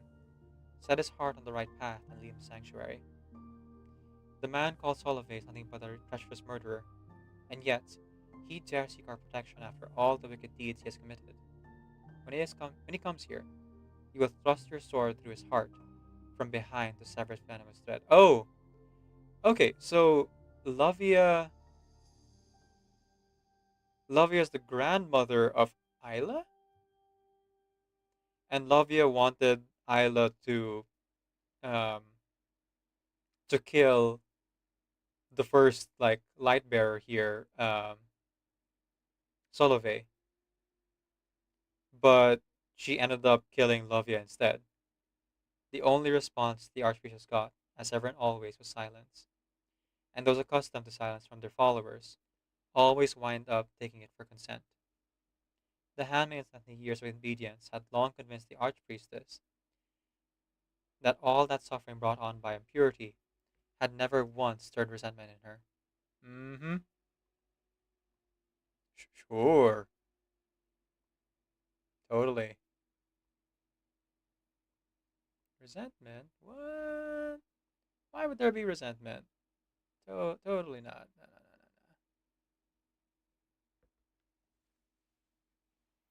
No, no, no, no, no. Na na na na na.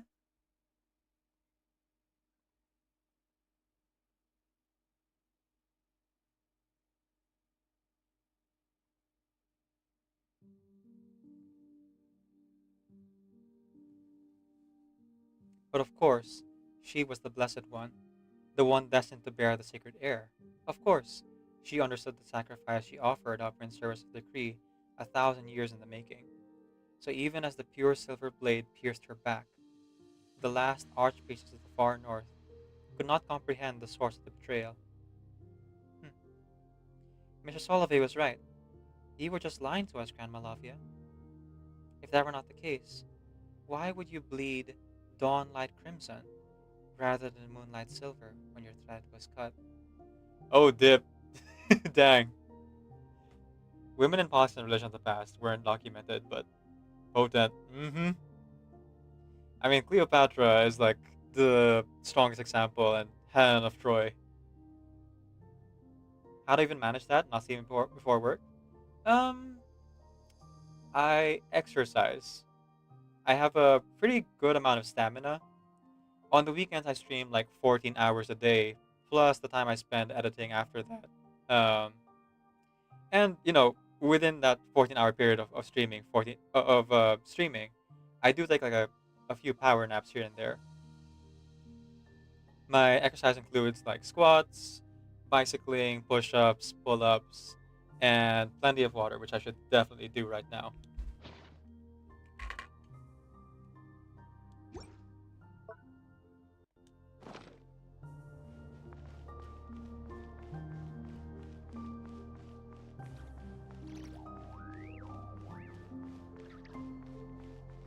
And this roller quest is really, really interesting.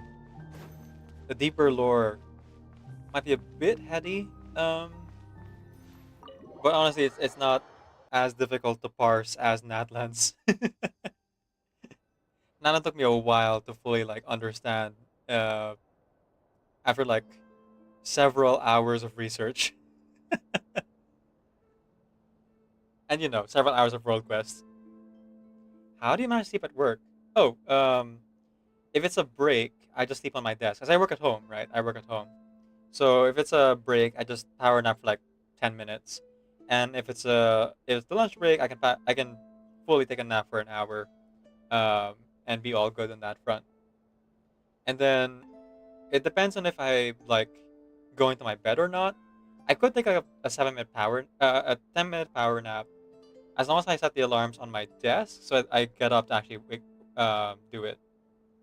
I'm a pretty light sleeper when it comes to those two, so it's easy enough to get up and actually clock in properly.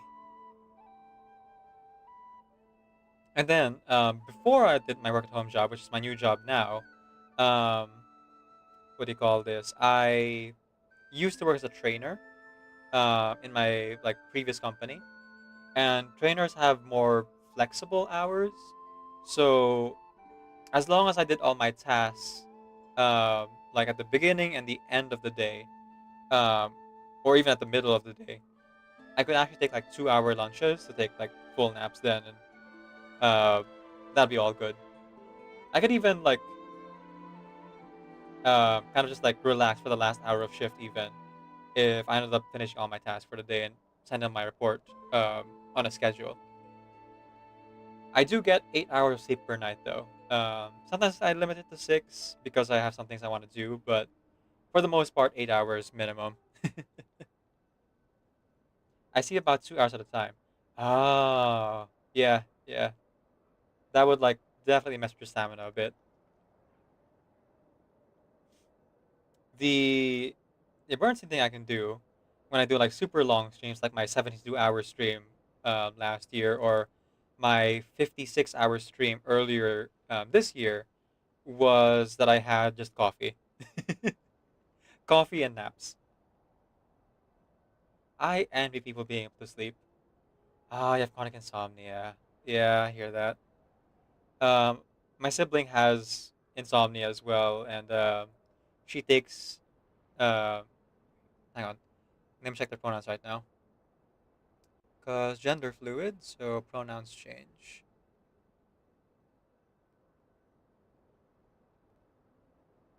Last time it was she. Okay, she her right now. Yeah, she has chronic insomnia, and so she takes melatonin to get her to sleep. Thankfully, the gardener's taking care of her is able to afford the melatonin, so all good on that front. But she has mentioned before that it's hard for her to like when she takes melatonin to stay awake in the daytime, and so she keeps like odd hours. Huh? It's awfully quiet. Aaron, Ruth, and Uncle Code aren't here either. Weren't they on our trail?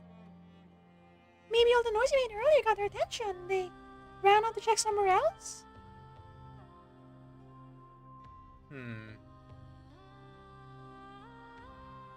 I wonder, Paimon.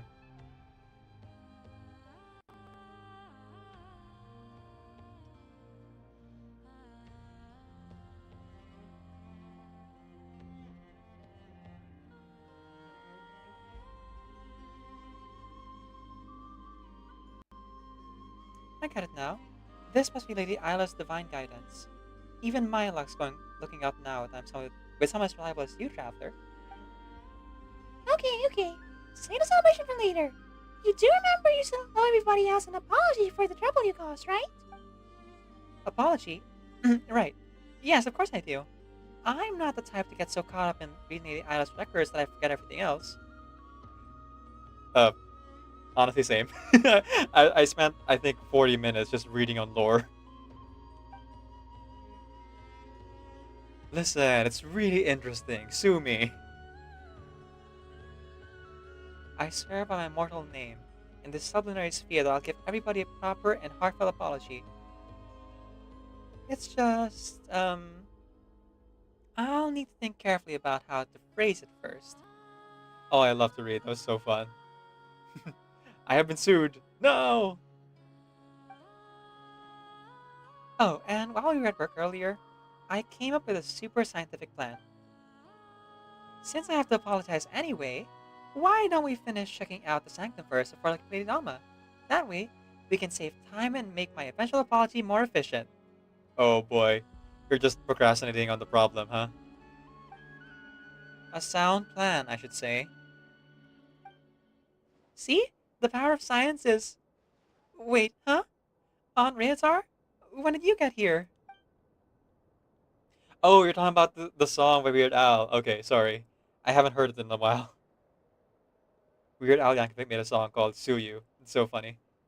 Okay, I kind of want to check it out now, but I'll save it for after stream because I kind of have to wrap this up. I have to prepare for work, you know? Like, I'm already wearing my work clothes, but I didn't want to put on the tie. I don't have to, I just like to.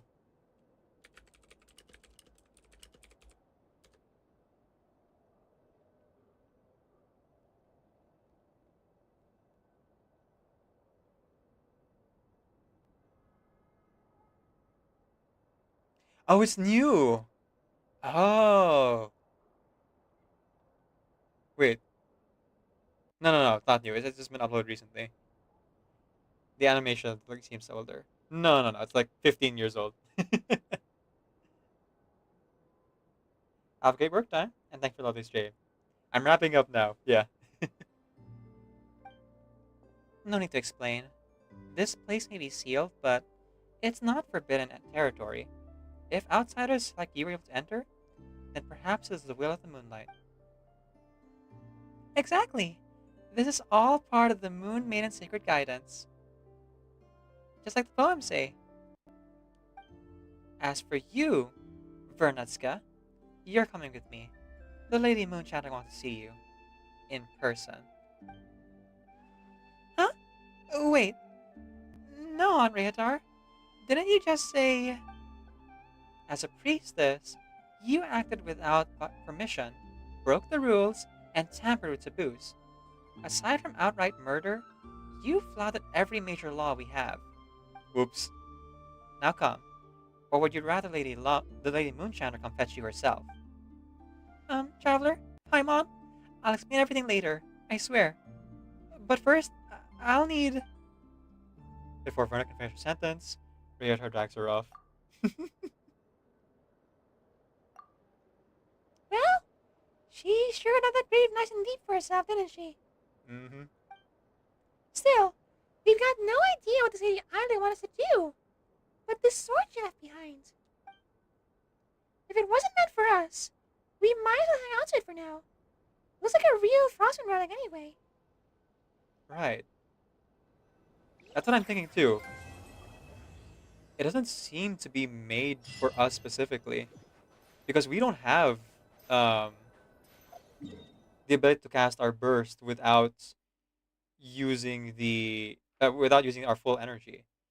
So somewhere down the line, or Skirk, we have to give someone this sword. Huh. Okay. It is the end of my stream time. I should like really wrap this up. Thankfully, that was the end of the world quest there. And that's our 1,588th achievement. Which means we only have about 22 achievements to go. Not counting the local legends.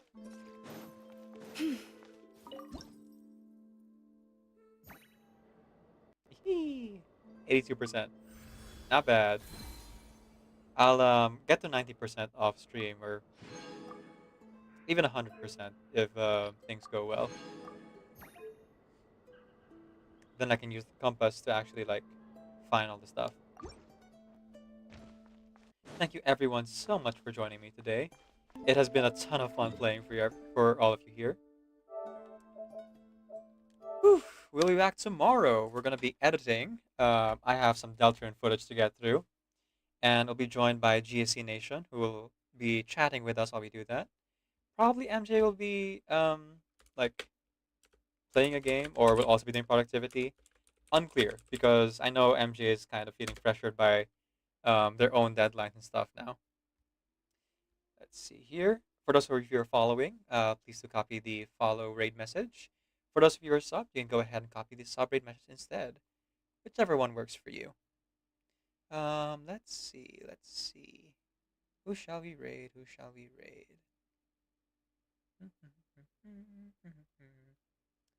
Let's go ahead and raid. Not a lot of people playing Genshin right now. So I guess we'll just go raid Yuki. Yuki24 is a fellow Filipino streamer. Right now they're playing I think that's Overwatch. A little bit unclear. Um, they also play Genshin Impact as well, and she is the partner of Doja Cat's fiance, one of the artists here for my stream. So please do say hi, and if you like their content when you get there, feel free to give a follow as well. On Thursday, I'll be continuing Genshin Impact, playing through any world quest I can find over in Flint's Island. Um, Maybe we can unlock the last local legend, which means that by next week, I'll collab with Shadow and JD Moon and Riku to fight those local legends and try to get achievements here and there. 1287, 1288 is pretty good, but 1588 is pretty good. 1610 would be even better. All right, we're heading out, folks. Slash raid. That's the command.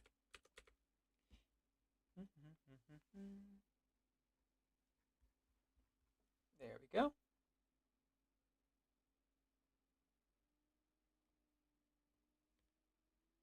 I'm off to work. It'll be a bit of a tight squeeze, but I'm at work at home, so just one on my tie and I'll be ready to go. All right. So, one more announcement. We're raising money for charity this whole month. If you'd like to donate, here's the donate link. And I completely forgot to do it. On Saturday, I'm playing a game specifically to raise money for that charity called Crab Game. Feel free to join us for that game. All right, that's it. That's all the announcements. As I send you off, keep in mind, remember that Decaf NVIDIA is going to Creative Commons Attribution, non-commercial share alike, 4.0 international license. Off you get.